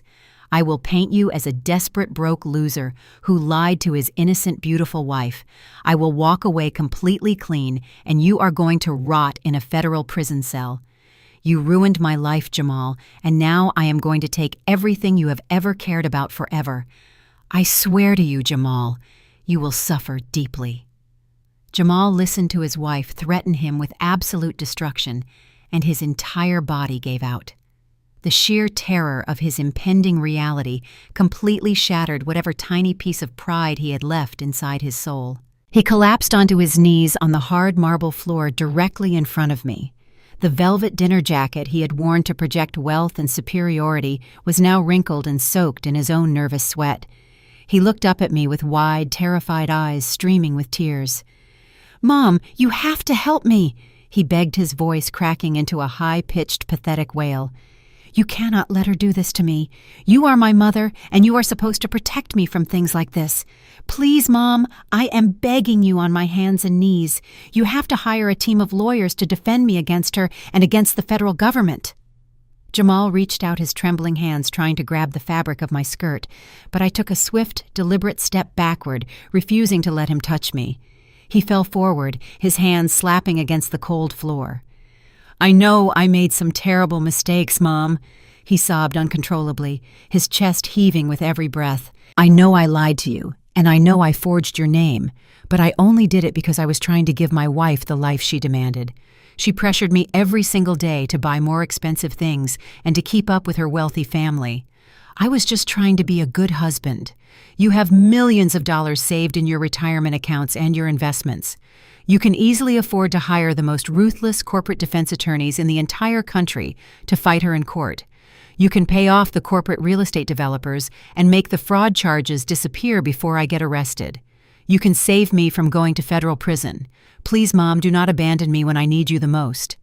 If Chloe testifies against me and takes half of everything, I will be completely ruined for the rest of my life. I will never be able to get a job or rebuild my finances. You are the only person in the world who can stop her from destroying me." His pleas echoed through the massive empty space of the grand entryway, bouncing off the walls and creating a symphony of pure cowardice. He had spent the entire evening allowing his wife and her racist parents to humiliate me. He had stood by silently while they threatened to call the police and have me arrested in my own home. He had actively tried to throw me out into a freezing blizzard just to save face with his in-laws. But now that the illusion was broken and the consequences of his own criminal actions were staring him directly in the face, he suddenly remembered that I was his mother again. I looked down at the pathetic, weeping man kneeling on my marble floor, and I felt absolutely nothing. The deep maternal instinct that had driven me to sacrifice my own comfort for his entire childhood was completely gone. "I refuse to help you, Jamal," I said, my voice cold and firm, lacking any trace of sympathy. "I am not spending a single dime of my hard-earned retirement money to save you from the consequences of your own disgusting actions. You made your choices when you forged my signature, and you made your choices when you allowed this woman to treat me like garbage. You are going to face the federal prosecutors entirely on your own." Jamal let out a devastating wail, burying his face in his hands as his last hope was extinguished forever. Chloe stood a few feet away, watching the exchange with a triumphant sneer slowly spreading across her beautiful face. She crossed her arms, looking incredibly satisfied with the absolute destruction she had witnessed.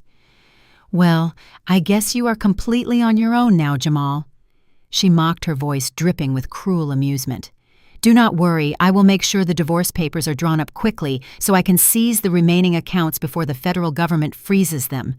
You are going to be completely penniless by next week." I slowly turned away from my sobbing son and focused entirely on the arrogant woman standing in my entryway.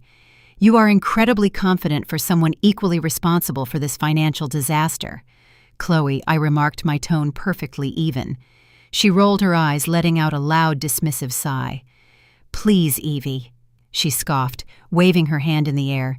"You cannot touch me, and neither can Jamal. I am a victim in all of this. I did not forge any signatures. I am just the innocent wife who was lied to by her terrible husband. The courts are going to give me everything I ask for because I am legally entitled to half his assets and standard spousal support. I will walk away extremely wealthy, and there is absolutely nothing you can do about it."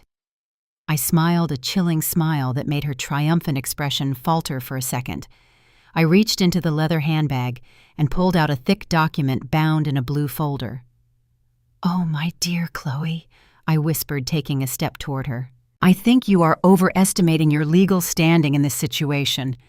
I held the folder up so she could clearly see the embossed lettering on the cover.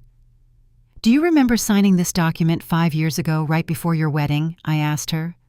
Chloe stared at the folder, her brow furrowing in confusion. "It is a prenuptial agreement," I reminded her. "You were so incredibly eager to secure access to his trust fund that you signed this entire document without reading the details. You assumed it was a standard contract to protect his money, but I personally drafted every page." I slowly opened the heavy blue folder and turned to the final pages of the document where her signature was clearly printed in bright blue ink. Chloe swallowed hard, her previous confidence completely melting away as a creeping sense of dread washed over her.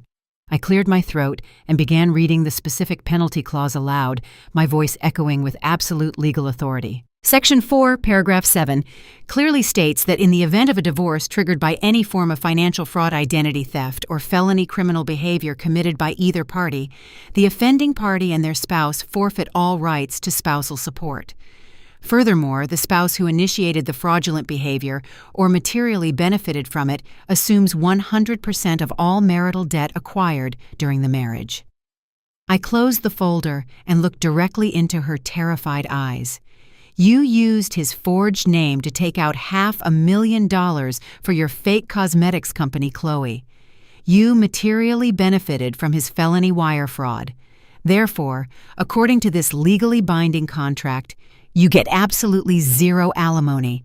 You get zero assets, and you are walking away with every single penny of that massive, staggering financial debt starting today." Chloe's eyes darted around the dark entryway, searching for one last weapon to salvage her pride. She ignored Jamal weeping on the floor and focused entirely on the glowing rectangle of her smartphone. "You think you can trap me with a piece of paper?" she hissed at me, her face illuminated by the harsh white light of the screen. "I have 500,000 people who believe every word I say. I will make sure the entire world knows exactly what kind of person you are." She tapped the screen and the live icon turned a bright, aggressive red. Instantly, the viewer count began to climb rapidly, 10,000, 20,000, 50,000. She shifted her expression in a split second, transforming from a cold, calculating criminal into a terrified, trembling victim. "Oh my God, guys, please listen," she whispered into the camera, her voice breaking with manufactured sobs. "I am in so much trouble. I am at home, and my mother-in-law has completely snapped. She shut off all our power and our heat in the middle of a blizzard. We are sitting here in the freezing dark, and she is threatening us. She is an evil black woman who is obsessed with controlling my husband's life. She is holding us hostage because she wants to steal my business." Chloe tilted the phone to show the dark, expansive shadows of the mansion, creating the perfect horror movie atmosphere for her followers. "Please, someone call for help or share this stream. I am so scared for my life right now. You guys are the only ones who can save me from this nightmare. This woman is a monster, and she will not stop until she has destroyed everything I have built with my bare hands. Please do not let her win." Chloe's rant continued for several minutes, her voice becoming louder and more unhinged as the viewer count crossed the 100,000 mark.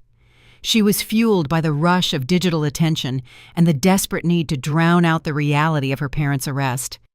"You guys do not understand how hard I have worked for this life," she shrieked into the phone. "I have spent years building my brand and my family, and this woman is trying to take it all away because of her own bitterness.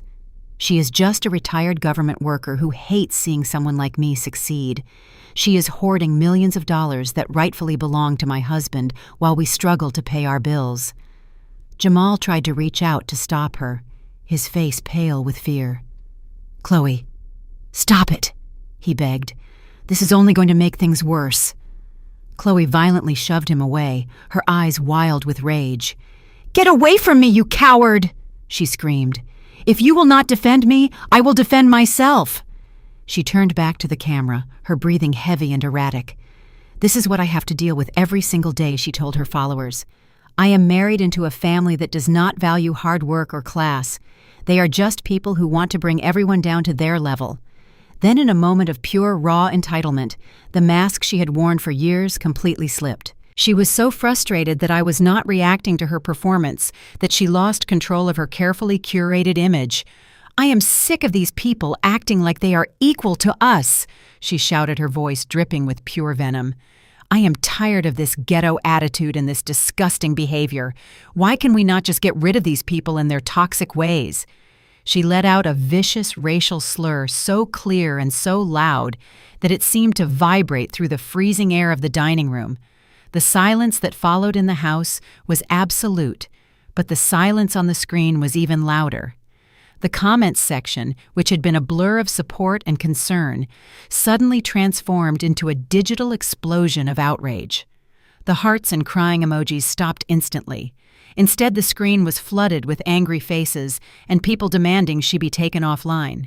The numbers started to plummet as people realized who she really was. The clip was already being shared across other platforms before she could even process what she had said. Her followers were not just people who liked her clothes, they were people from all walks of life who had just seen her true, ugly heart. Chloe's eyes darted to the comments, and for the first time that night, she looked truly terrified. "Wait, I did not mean it like that," she stammered, her voice trembling. "I am just stressed. You guys know me." I stood in the darkness watching as Chloe's world burned in the palm of her hand. I did not need to say a single word. As a forensic auditor, I knew that the quickest way to destroy an ego was to let it speak until it hung itself. I pulled out my own phone and began scrolling through my notifications. I was not looking for her live stream. I was looking for the corporate reaction. "Chloe, Chloe, Chloe," I said softly, my voice cutting through her frantic apologies to her phone screen. "You really should have paid more attention to the contracts you signed with your sponsors." She ignored me, still babbling into the camera about how she was being taken out of context. I decided to help her understand the reality of her situation. I opened my email and began to read aloud. "Dear Chloe Sterling," I started, my voice echoing with a chilling calmness. "We at Aurora Skincare have seen your recent live broadcast. We have a zero-tolerance policy for hate speech and racial discrimination. Effective immediately, your contract is terminated, and we will be seeking a full refund of the last quarterly payment for breach of our morality clause." Chloe stopped talking. She stared at me, her mouth hanging open. I swiped to the next email. "Dear Chloe Sterling, this is from the Elite Fashion Group. In light of your recent derogatory comments and the legal situation surrounding your family, we are severing all ties. Your upcoming collection has been canceled, and our legal team will be contacting you regarding the return of all promotional assets." Chloe's phone started buzzing almost nonstop. It was not her followers anymore. It was her agent, her manager, and her brand partners. They were all jumping ship as fast as they could. I continued reading, swiping through notification after notification. This one is from the luxury car dealership Chloe. They have seen the stream, and they are concerned about the negative publicity. They are dispatching a recovery team to secure the vehicle tonight. Chloe dropped her phone. It hit the marble floor with a loud crack, but the screen remained lit, showing her viewer count dropping to 0. "You did this," she whispered, her voice barely audible. "You set me up." I tucked my phone back into my handbag. "I did not make you say those words, Chloe," I replied. "I simply provided the stage. Your own heart did the rest. You thought your audience was your shield, but they were actually your judges. You have lost everything in less than 10 minutes. Your sponsors are gone, your reputation is in ruins, and your career is officially over. You are not an influencer anymore. You are just a broke woman in a dark house who is about to be very, very alone." Jamal looked at his wife with a mixture of horror and realization.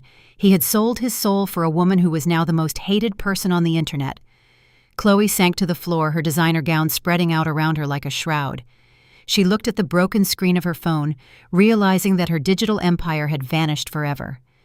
The silence of the mansion was heavy and cold, pressing in on them from all sides. Jamal was staring at the front door as if he expected more federal agents to come for him. But instead of sirens or shouting, a firm, measured knocking echoed through the grand entryway.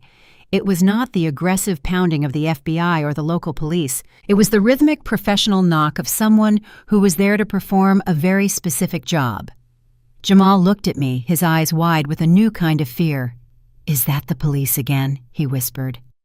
I did not answer. I walked over to the door and pulled it open. Standing under the dim porch light in the middle of the swirling snow were 4 large, burly men wearing dark, heavy-duty jackets. Each one of them carried a heavy clipboard and a set of master keys. They did not look like law enforcement. They looked like a recovery crew.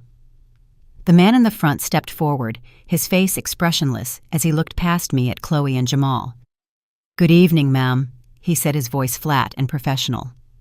"We are with the Asset Recovery and Liquidation Department. We have orders to secure the premises and all contents immediately.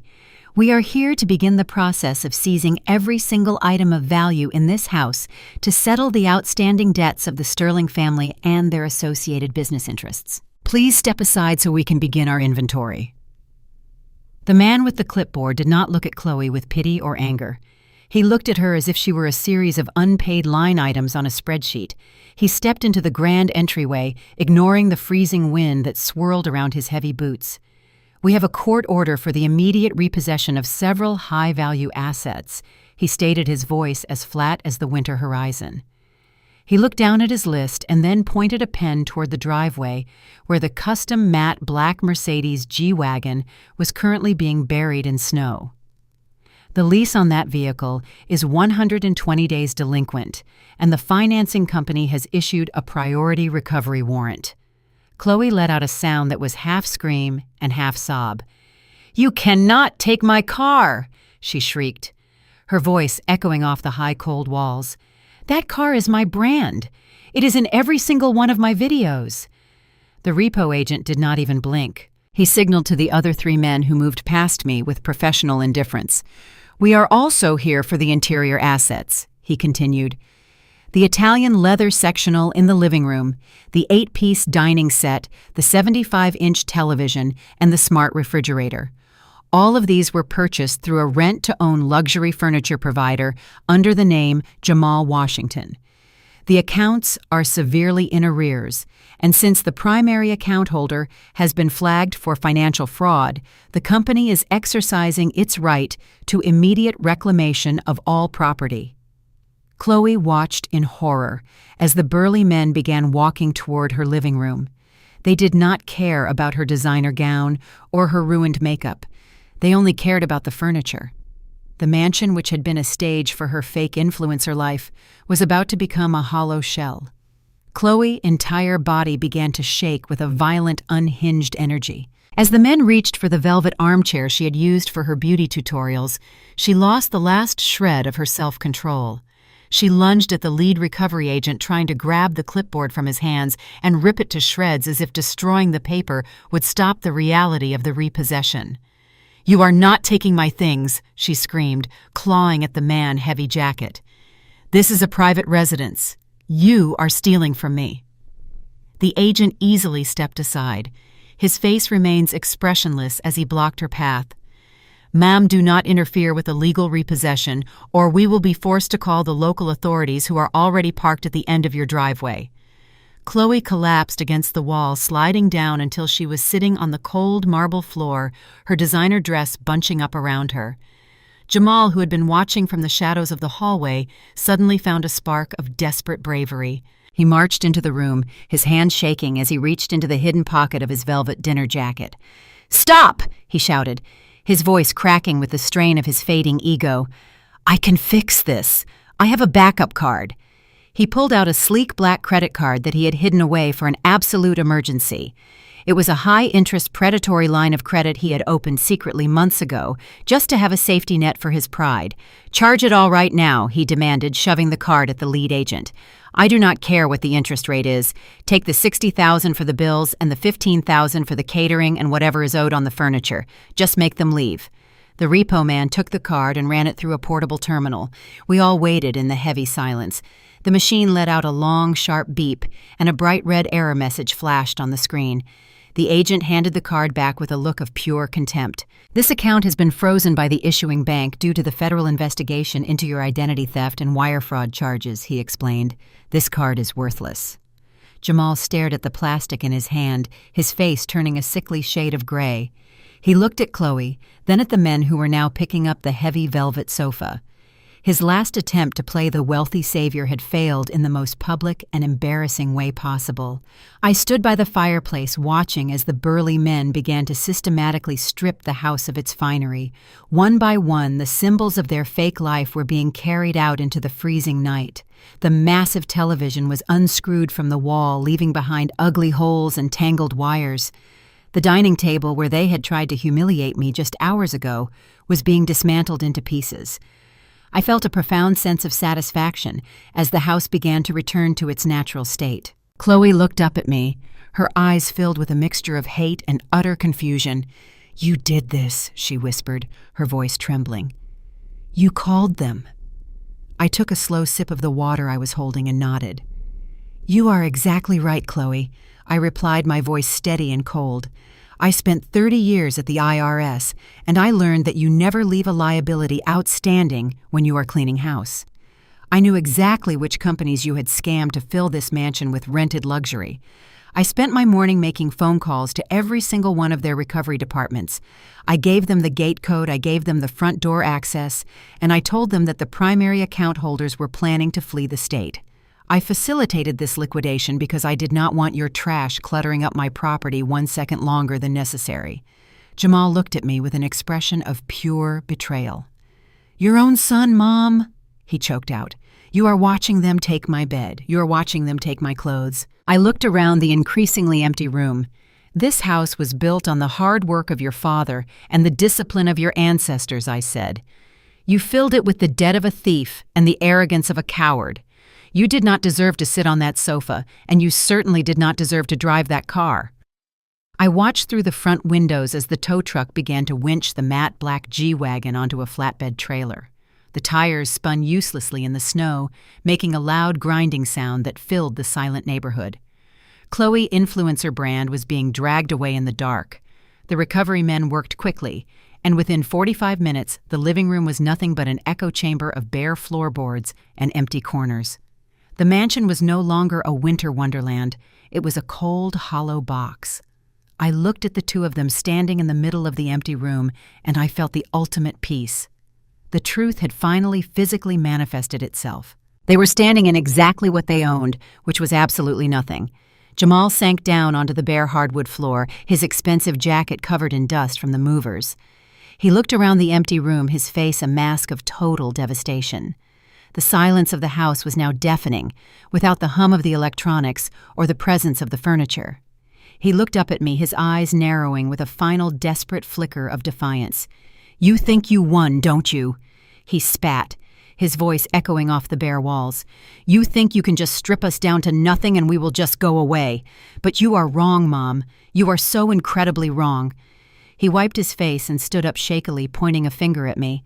"I turned 35 years old in exactly 30 days, he reminded me, his voice rising with a delusional kind of hope. "The trust fund unlocks automatically on my birthday. The morality clause and the solvency clause will not matter once the calendar turns. The banks will have to release that $3 million to me legally. I will buy this house back, and I will buy 10 cars just like the one they took. I will have more money than you have ever seen in your entire life. You can take the furniture today, but in 1 month I will be a millionaire, and there is absolutely nothing you can do to stop the clock from ticking. I am going to buy my way out of every single one of these charges, and then I am going to make sure you spend the rest of your life wishing you had stayed on my good side.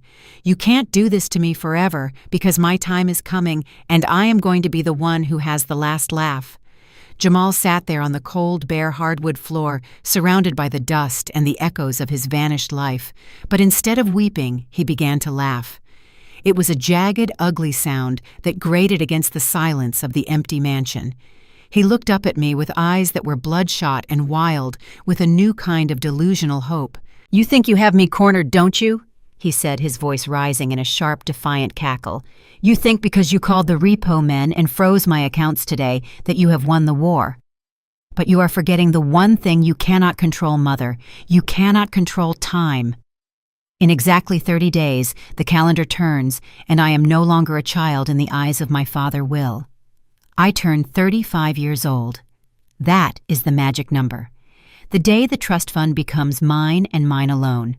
I have already spoken to a dozen high-priced attorneys over the last year who confirmed that the trust is designed to dissolve into my direct control once I hit that age.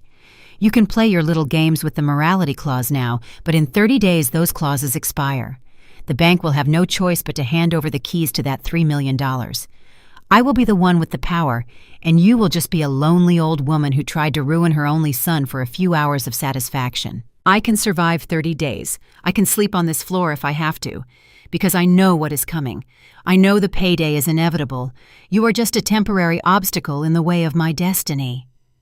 Jamal began to pace the empty room, his footsteps echoing loudly on the boards where the expensive rugs used to lay. He was already spending the money in his head building a new empire out of the wreckage. I am going to buy a house that makes this place look like a shack, he sneered, gesturing to the hollowed-out living room. And when I do, I am going to make sure your name is on every security blacklist in the country. You will never step foot on my property again.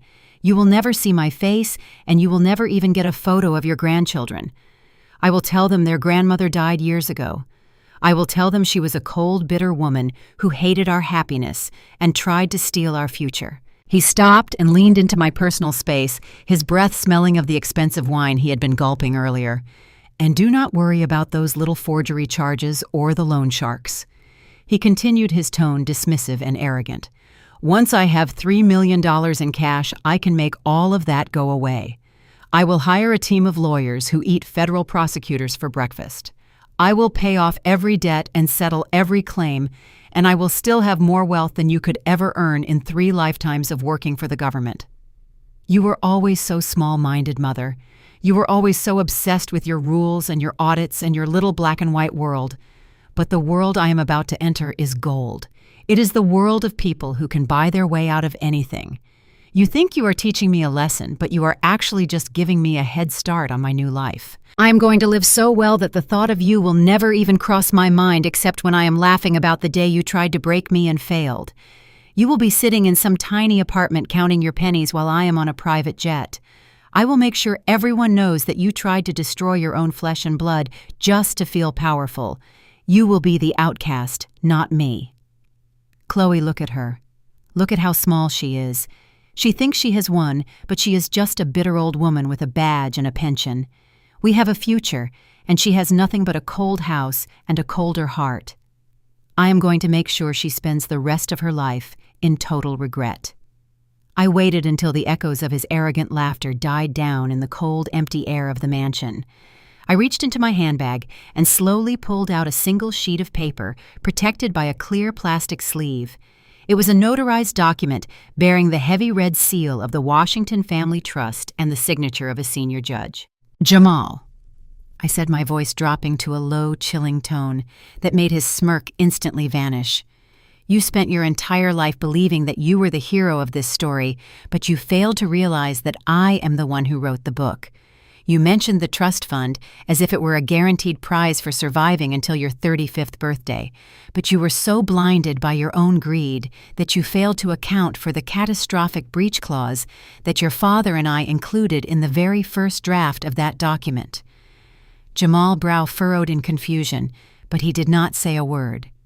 The catastrophic breach clause is a specific legal safety measure designed to protect the legacy of our family from any beneficiary who commits a direct criminal act against the trust or the trustee. I explained, my voice echoing with the finality of a death sentence. When you forged my signature to sell our ancestral land in Georgia, as detailed in Part 8 of this disaster, you did not just commit a crime against the state. You committed a catastrophic breach of the trust. Under the laws of the state of New York and the specific terms of your father, a catastrophic breach gives the trustee the absolute power to immediately dissolve the trust entirely and reallocate the assets to a designated secondary beneficiary. I walked toward him, sliding the notarized document across the bare floor until it came to rest at his feet. Read the third paragraph, Jamal, I commanded. I dissolved the Washington Family Trust at midnight yesterday. The $3 million you have been dreaming about does not exist for you anymore. It is gone. Every single cent of that principal has been transferred via a permanent endowment to the scholarship fund of our local historically black college and university. Those funds are already being processed to provide full rides for students who actually value hard work, education, and the legacy of our community. I looked him directly in the eye and saw the moment the light of his delusion finally died. That money is no longer in your future. It is in the hands of young men and women who will actually do something meaningful with it. You are not a millionaire in waiting, Jamal. You are just a man with $500,000 in debt and a felony record. The trust is dead, and so is the fake life you built on its shadow. You have nothing left to claim. Jamal sank to his knees, his hands clawing at the empty air, as if he could somehow catch the $3 million as it evaporated. He looked down at the notarized paper, his eyes scanning the words "scholarship fund" over and over. The reality of his absolute poverty hit him like a physical blow. Chloe looked at him for one final second, saw the empty shell of a man he had become, and without a word, she walked out into the snow, leaving him behind forever. Jamal let out a long, thin sound, a whimper of total defeat. He was sitting on the floor of an empty house with absolutely nothing left to his name, not a dime, not a future. Suddenly, the heavy brass knocker on the front door echoed through the house. It was the rhythmic knock of the law. I opened the door and found the local sheriff standing there in the snow. He looked directly at me and held out a new piece of paper. "Ms. Washington," he said, his voice solemn. "The corporate developers from Georgia have filed a criminal complaint for grand larceny, and the district attorney has just signed the arrest warrant." Sheriff Miller stood in the grand entryway. The snow from his boots melted onto the cold marble floor. He did not look at Jamal as a homeowner, but as a suspect in a major felony case. He held out the bright yellow document. Jamal's hands shook as he took it. "This is an emergency order of eviction," he said. Jamal tried to argue, but the sheriff cut him off. "Because multiple crimes, including identity theft and forgery, were committed on these premises, the standard 30-day notice has been vacated by a judge. You have no legal right to remain here tonight. Not for another hour, not for another minute. You are to gather your essential belongings and vacate the property immediately." Jamal's face was a mask of pure terror. He looked at the sheriff, and then at me. "But it is midnight on Christmas," he stammered. "It is a state of emergency outside. There are no hotels open and the roads are blocked." The sheriff remained unmoved. "My orders are absolute, son.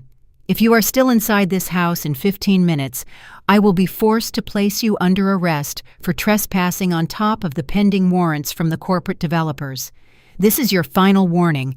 Every second you waste is a second closer to a jail cell. The storm outside is not my concern. My concern is the execution of this court order. You have 10 minutes to pack your bags and go. Move your feet now. The law does not make exceptions for holidays or for people who think they are above the rules. You have chosen to violate the laws of this state and the sanctity of this home. Now you must face the consequences." The reality of the situation finally pierced through Jamal's thick layer of denial. He turned around and looked at the empty living room. There were no chairs to sit on and no television to watch, just bare floorboards and cold air. Chloe was sitting on her suitcase near the grand staircase. She was not an influencer anymore. She looked like a broken doll in a designer dress that was now wrinkled and stained. Jamal started grabbing whatever clothes he had left, throwing them into black plastic trash bags.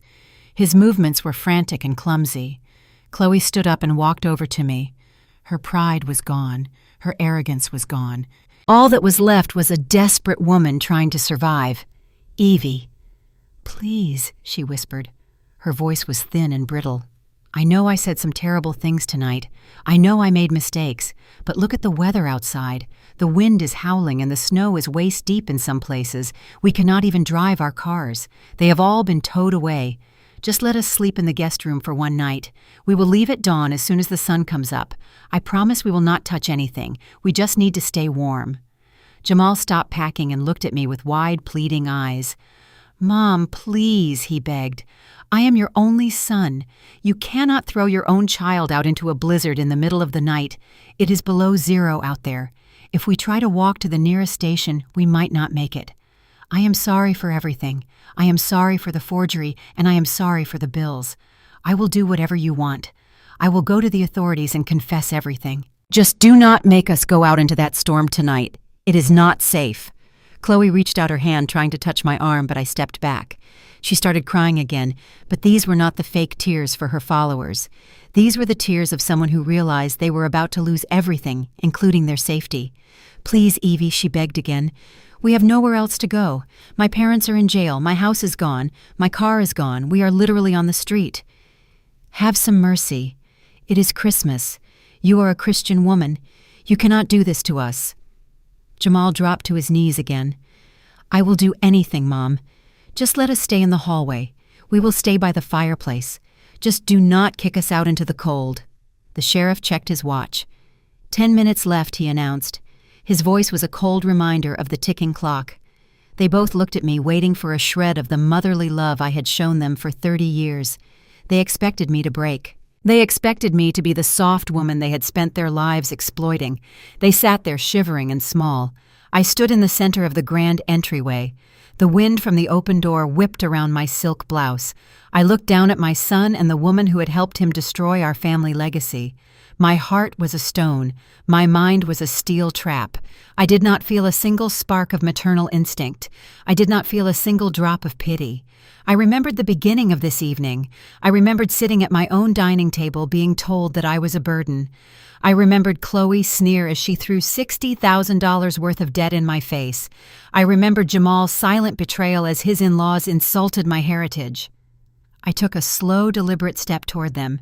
I straightened my posture and looked Chloe directly in her red, tear-filled eyes. I let the silence of the empty house settle around us for a long moment. Then I spoke. My voice was calm and steady. It carried the weight of every insult I had endured tonight. "Do you remember how this evening started, Chloe?" I asked. Her lip trembled, but she did not answer. "You stood at that table and you told me that I had no place here. You told me that I was taking up space and that I was a financial drain on your fake brand. You pointed your finger at that front door and you shouted at me to get out. You told me to go out into the blizzard. And do you remember exactly what you said to me after that?" I paused, letting the memory of her cruelty hang in the air. You looked at me with absolute contempt, and you said, "Let us see how you survive in the cold, Evie." I turned my gaze to Jamal, who was still kneeling on the floor. "And you, Jamal, you sat there, and you nodded your head. You agreed with her. You were perfectly happy to watch your mother walk out into a deadly storm as long as it kept your influencer wife happy. You had no concern for my safety then. You had no concern for where I would go or how I would survive. You were ready to let me freeze to death for $60,000 in credit card debt. So now the roles are reversed. The house belongs to me. The heat belongs to me. The safety of these walls belongs to me. And I am telling you the same thing you told me. Get out. I will not let you stay for another hour. I will not let you stay for another minute. You can take your trash bags and your wrinkled designer clothes, and you can walk out into that snow. Let us see how you survive in the cold. You wanted a world where people only care about themselves. You wanted a world where money and status are the only things that matter. Well, congratulations. You have achieved it. Now go out and live in it. Your time is finally up." The sheriff did not wait for them to argue any further. He stepped forward and placed his heavy hand on Jamal's shoulder. "Time is up," he said firmly. He guided Jamal toward the open door. Chloe followed behind him. She was clutching 2 black trash bags filled with her remaining clothes. Her expensive heels sank into the deep snow on the porch immediately. Jamal looked back at me one last time.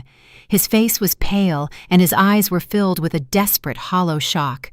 He looked like a stranger to me. They stepped out onto the driveway where the wind was whipping the snow into blinding white sheets. They had no car and no destination. They were just 2 silhouettes in the darkness.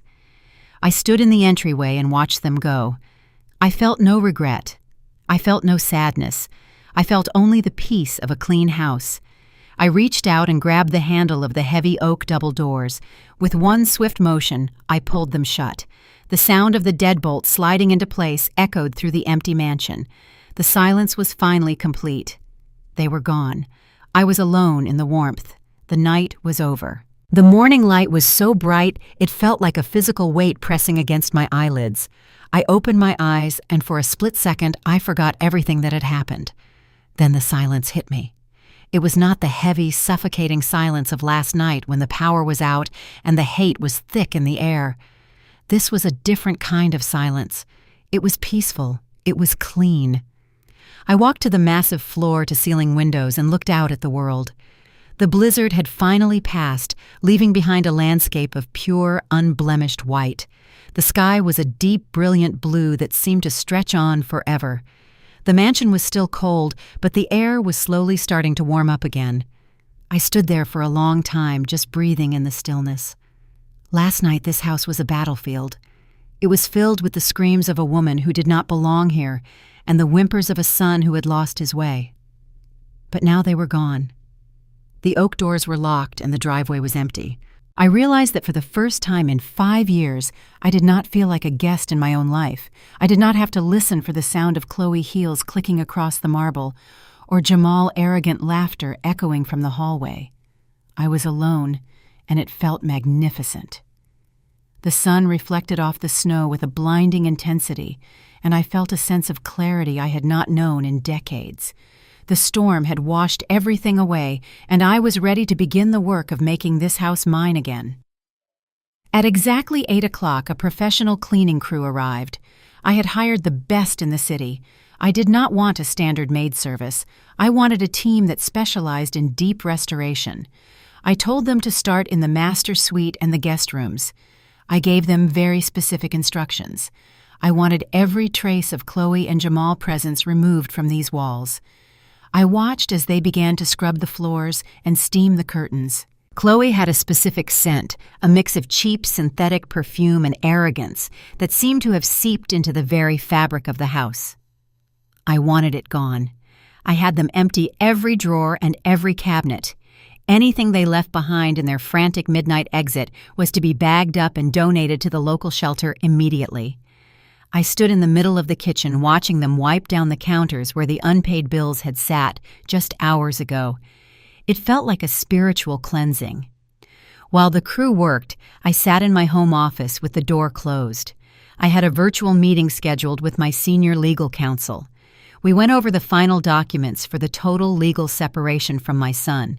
I was not just evicting him from my house, I was evicting him from my legacy.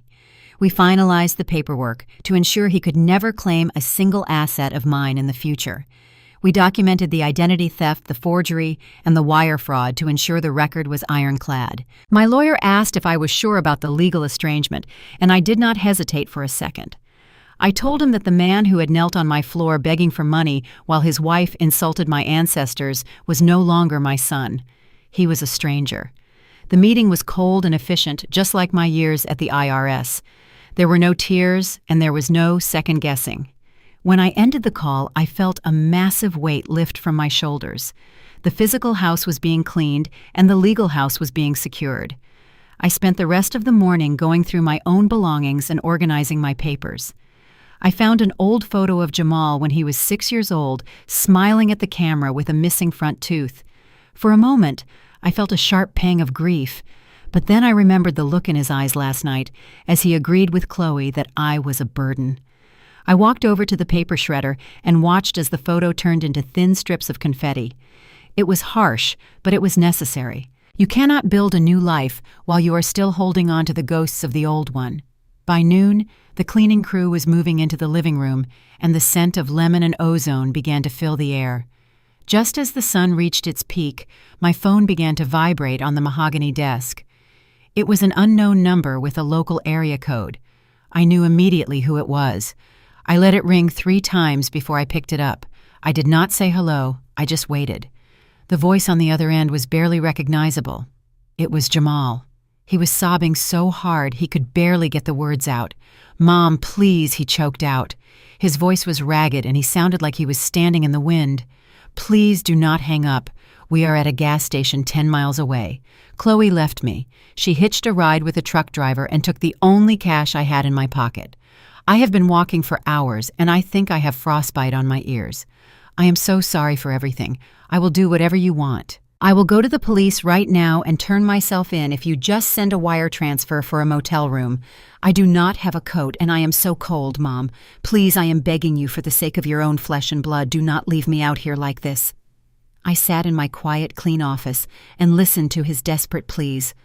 I remembered him standing in the dark mansion just last night, telling me I was a burden. I remembered him telling me I would die alone in a nursing home. I waited for the old familiar pull of guilt to hit me. I waited for the maternal urge to save him, to bubble up. But it never came. My son died last night. "Jamal," I said, my voice as cold and clear as the ice on the windows, "the man I am talking to right now is a criminal who stole from my family and mocked my name. You asked me to let you see how you survive in the cold, and that is exactly what I am doing. You made your bed, and now you can lie in it. Do not call this number again." I ended the call before he could respond. I did not feel a pulse of anger. I felt nothing but a calm sense of finality. I immediately opened my settings and blocked the number permanently. 10 minutes later, a locksmith arrived. He spent the next 3 hours changing every single lock in the entire mansion. He installed a new biometric security system that required my fingerprint and a specialized code to even enter the driveway gate.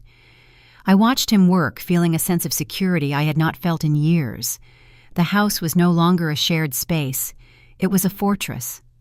I paid the cleaners a generous tip and watched them drive away.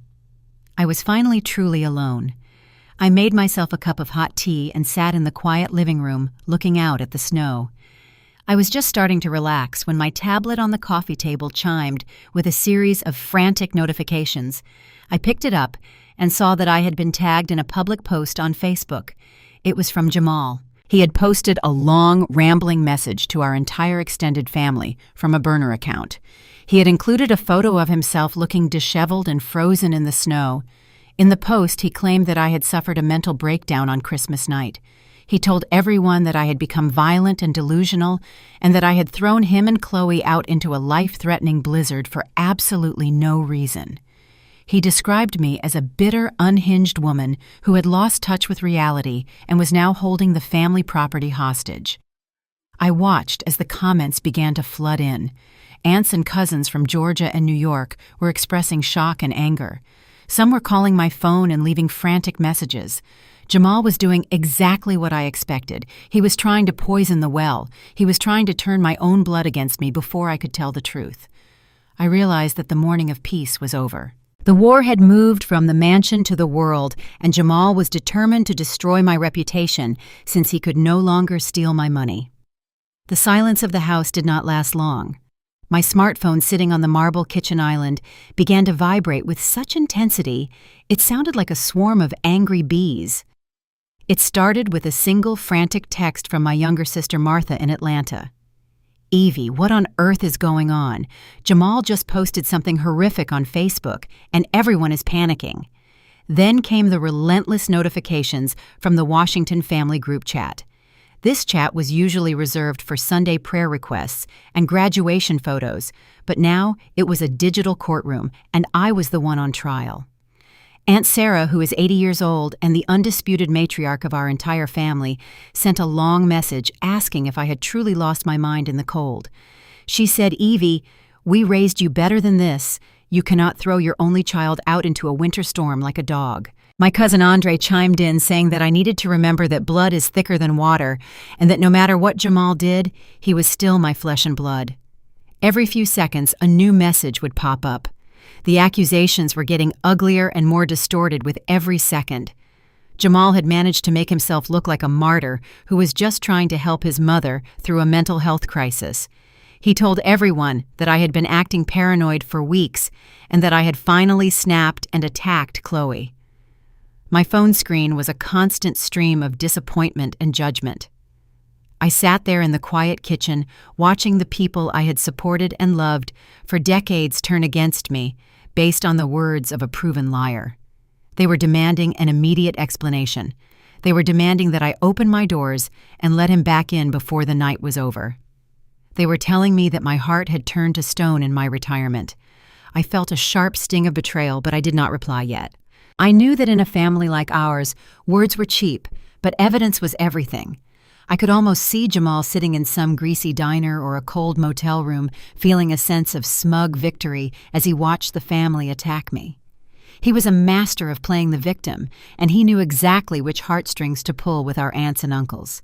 He was weaponizing the very concept of black family loyalty to cover up his own crimes. He sent a private voice note to the group chat, and I could hear his forced sobbing through the speakers. He told them that Chloe was traumatized and that they were currently huddled together in a gas station because they had nowhere else to go. He said my mother has all the money and the big house, and she just wants to see us suffer for her own amusement. He was counting on the fact that our family traditionally protects its own, especially against the harsh world outside. He was using the legacy of our ancestors to shame me. He even mentioned the Georgia land, saying that he had been working so hard to secure it for the family, but that I had sabotaged his efforts out of pure spite. He was painting me as a woman who had forgotten her roots and had become cold like the white neighbors he so desperately wanted to impress. The messages from the family became more frequent and more aggressive. They were starting to talk about driving up to the mansion to confront me. They were discussing staging an intervention to take over my finances. Jamal was feeding them more lies every minute, telling them that I had threatened him with a weapon during the dinner. He was successfully shifting the narrative from his theft to my supposed insanity. He thought he had trapped me in a corner where I would have to take him back just to keep the peace with our elders. He believed that my love for my family reputation would outweigh my need for justice. He forgot that I spent 30 years looking at the truth behind the lies as a forensic auditor, and I knew exactly how to dismantle a fraudulent story. He sat there thinking he was winning the war of public opinion while I was simply gathering the files for the final audit. I did not waste my time typing out a long defensive message or engaging in a back-and-forth argument with my cousins. I did not try to explain my side of the story or beg for their understanding. Instead, I opened my secure cloud storage and selected 3 specific files that I had prepared earlier that morning. The first was the full, unedited, high-definition footage from my Pearl Brooch camera, starting from the moment Chloe threw the bills at me and ending with her racial slurs. The second was a high-resolution digital scan of the forged land deed, where Jamal had clumsily faked my signature to sell our history to a corporate developer. The third was the set of documents proving that Chloe's startup was nothing more than a shell company used to launder money for her criminal parents. I hit the upload button and sent all 3 files directly into the Washington family group chat. For several minutes, the chat went completely and utterly silent. I could see the little icons showing that every single member of the family was watching the videos and reading the papers. The silence was heavy and powerful. Then the digital explosion happened. It was not directed at me this time. Aunt Sarah was the first to speak. She sent a voice message, and her voice was shaking with a holy and righteous rage. Jamal, she screamed, her voice crackling with fury, how dare you? You sold the land. You sold the soil that your great-grandfather bled for in Georgia. You lied to us, and you tried to make us believe your mother was crazy while you were out there acting like a common thief and a traitor. The outrage was instantaneous and overwhelming. Cousin Andre retracted his previous statements immediately, calling Jamal a disgrace to the Washington name and a snake in the grass.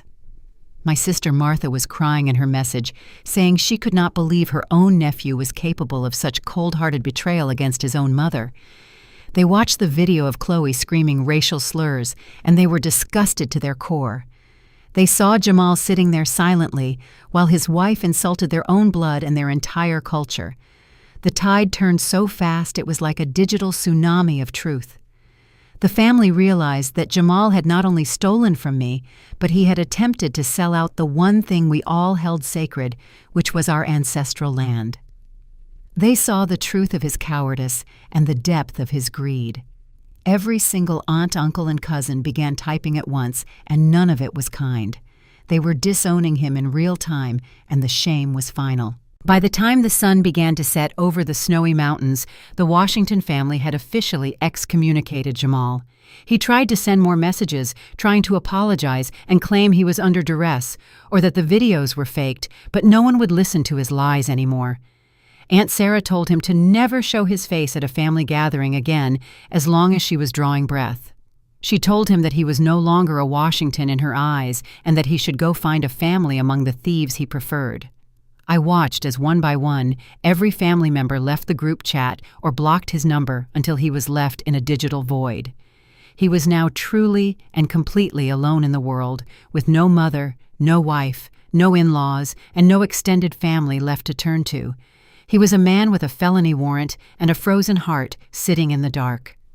I stood in the entryway of the empty mansion and looked at the bare walls and the hollow spaces where the fake life once lived. This house was no longer a home, it was just a building full of memories I no longer wanted to keep. I packed a single suitcase with my essentials and my important documents. I turned off the lights and set the high-tech security system one last time to protect the empty shell. I walked out the front door and locked it behind me, feeling the cold air hit my face. I was leaving the fortress and the drama behind me forever. I got into my car and started the engine, feeling the vibration of the motor. I had a long drive ahead of me, but I knew exactly where I was going. I was going back to Georgia, to the land that Jamal could not sell. I was going home to the soil that still remembered my name and the legacy of my people. The mansion was dark in my rearview mirror as I drove down the snowy street toward a future that was finally entirely mine. The drive from the cold, hollowed-out mansion in the north to the red clay roads of Georgia took nearly 12 hours, but for the first time in my life, the miles felt like a liberation rather than a burden.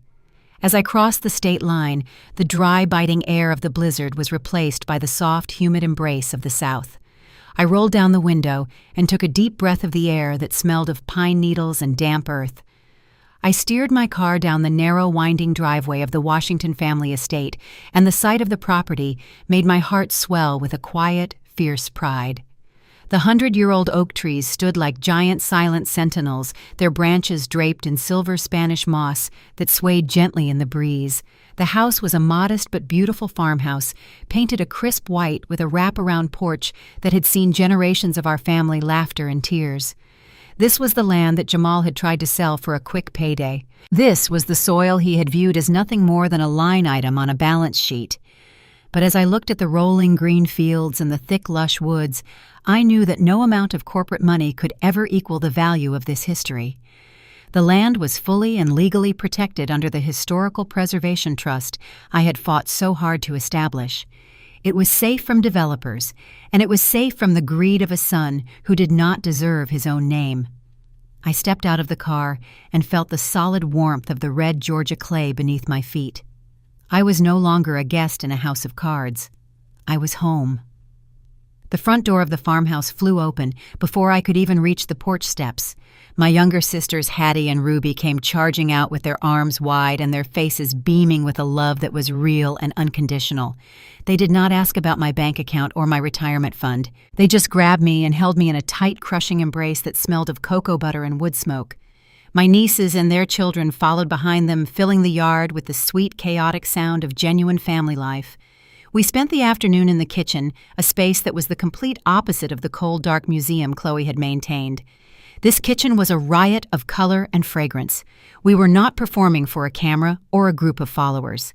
We were cooking for the people who shared our blood and our values.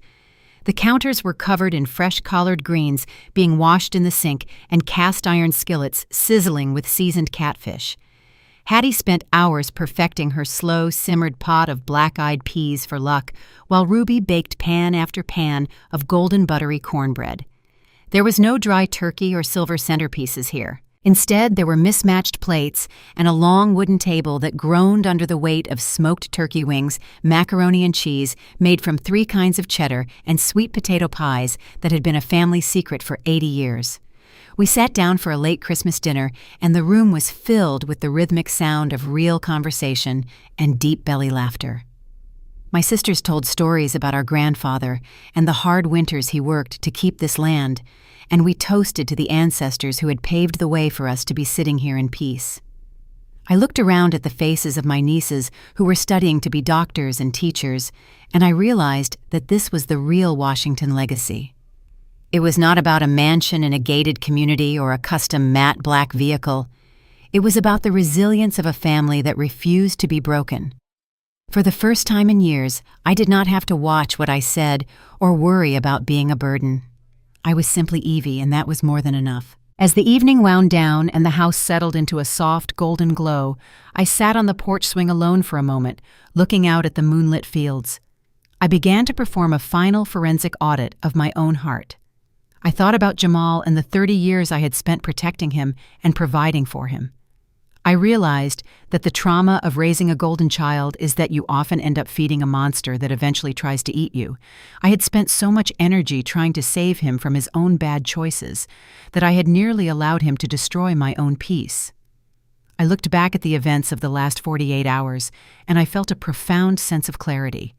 I used to think that losing a child was the greatest tragedy a mother could face, but I was wrong.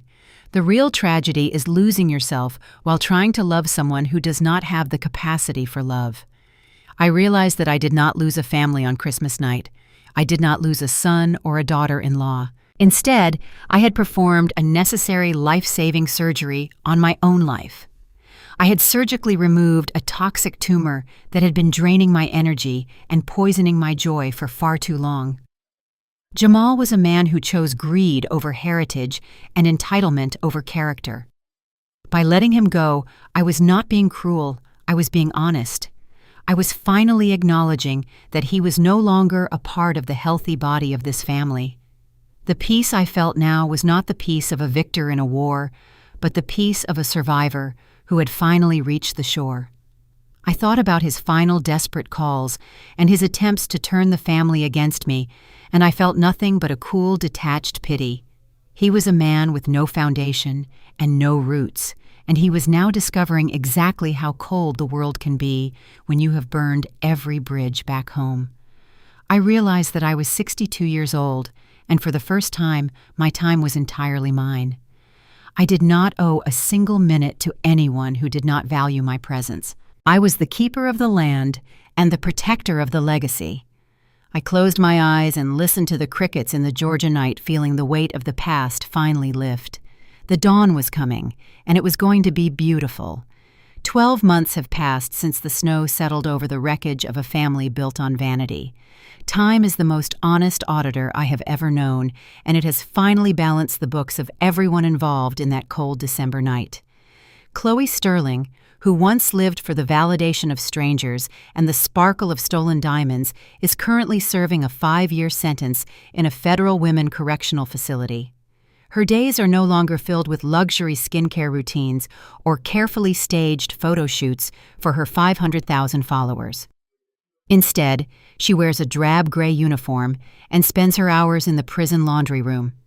Her influencer brand is a distant memory, and the digital world she obsessed over has moved on without a single backward glance. Her parents, Thomas and Brenda, found out that the federal government does not care about country club memberships or fake aristocratic bloodlines. Their real estate empire was liquidated to the last penny to settle their massive tax debts and legal fines. They are currently incarcerated in separate federal prisons, bankrupt and broken, watching the sunset through narrow windows and iron bars. Thomas sits in a cell where the only thing he can trade is stories of his glory days, and nobody is buying. Brenda spends her afternoons staring at a concrete wall, realizing that her designer clothes were just a costume for a criminal. They receive no visitors and no letters because in the world of the elite, a fallen socialite is just a ghost. Then there is Jamal, my son who chose a velvet jacket over his own mother and a shell company over his own heritage, has suffered the most profound fall of all. He works the graveyard shift at a rundown gas station on the outskirts of the city. He spends 12 hours a night standing behind a bulletproof glass shield, selling cheap snacks and cigarettes to strangers who do not even look him in the eye. His hands, which he once thought were too precious for manual labor, are now permanently stained with grease and chemical cleaners. He lives in a cramped, roach-infested studio apartment in a part of town where the streetlights are always broken. The walls are paper-thin, and the only warmth he gets comes from a small space heater that hums with a dangerous rattle. He is completely alone. He reached out to our extended family in Georgia and New York dozens of times, but every single aunt, uncle, and cousin has blocked his number. They saw the footage of him standing silently while his wife insulted our ancestors, and they have officially erased him from the Washington family tree. He is a man with no history and no future sitting in the dark, and realizing that the $3 million he gambled his soul for is now putting black children through college. Every night he checks his phone, hoping for a sign of forgiveness from me, but he is met with the same silence he gave me when the cops were at the door. He is paying the price for his betrayal in the currency of total isolation. The heat of the Georgia sun is a healing balm on my skin as I sit here on the wide wooden porch of my farmhouse. I am surrounded by the legacy of my people. The air is thick with the sweet smell of blooming jasmine and the rhythmic sound of cicadas in the high oak trees. I am 62 years old, and for the first time in my life, I am truly glowing with a radiance that comes from within. I am sitting here with a cold glass of sweet tea, looking out at the red clay soil that Jamal tried so desperately to sell. This land is now a permanent sanctuary protected by the laws of the state and the spirit of my great-grandfather. I have spent the last year working with the Scholarship Fund at the local historically black college and watching as my late husband trust fund transforms the lives of young men and women who actually understand the value of a dollar and the weight of an education. I spend my mornings in the garden and my evenings with my sisters Hattie and Ruby.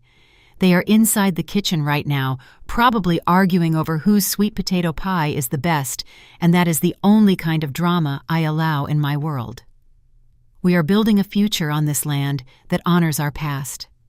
I have realized that the forensic audit of my life is finally complete. I spent 3 decades tracking down the hidden debts of others while ignoring the massive emotional deficit in my own home. I was so focused on being a good mother and a reliable provider that I failed to see that I was watering a plant that was designed to poison me. But that audit is over now. I have looked directly at the audience with the fierce confidence of a woman who has reclaimed her throne. I want every person listening to this to understand one fundamental truth. Your life is not a charity for those who refuse to work on their own character. You do not owe your peace to people who thrive on your chaos. I learned the hard way that blood does not give anyone the right to bleed you dry. Do not ever negotiate with people who mistake your kindness for weakness, because they will use your heart as a stepping stone to their own destruction. That Christmas night, I did not lose a son. I just took out the trash, and the house has never been cleaner. If this story has resonated with your soul, please take a second to hit the like button and subscribe to this channel for more stories of resilience and truth. Leave a comment below and tell me about a time you had to stand your ground against someone who tried to dim your light. Your story is your power, and your boundaries are your freedom. Thank you for walking this path with me. Stay strong, stay wise, and remember that the greatest revenge is living a life that is authentically yours.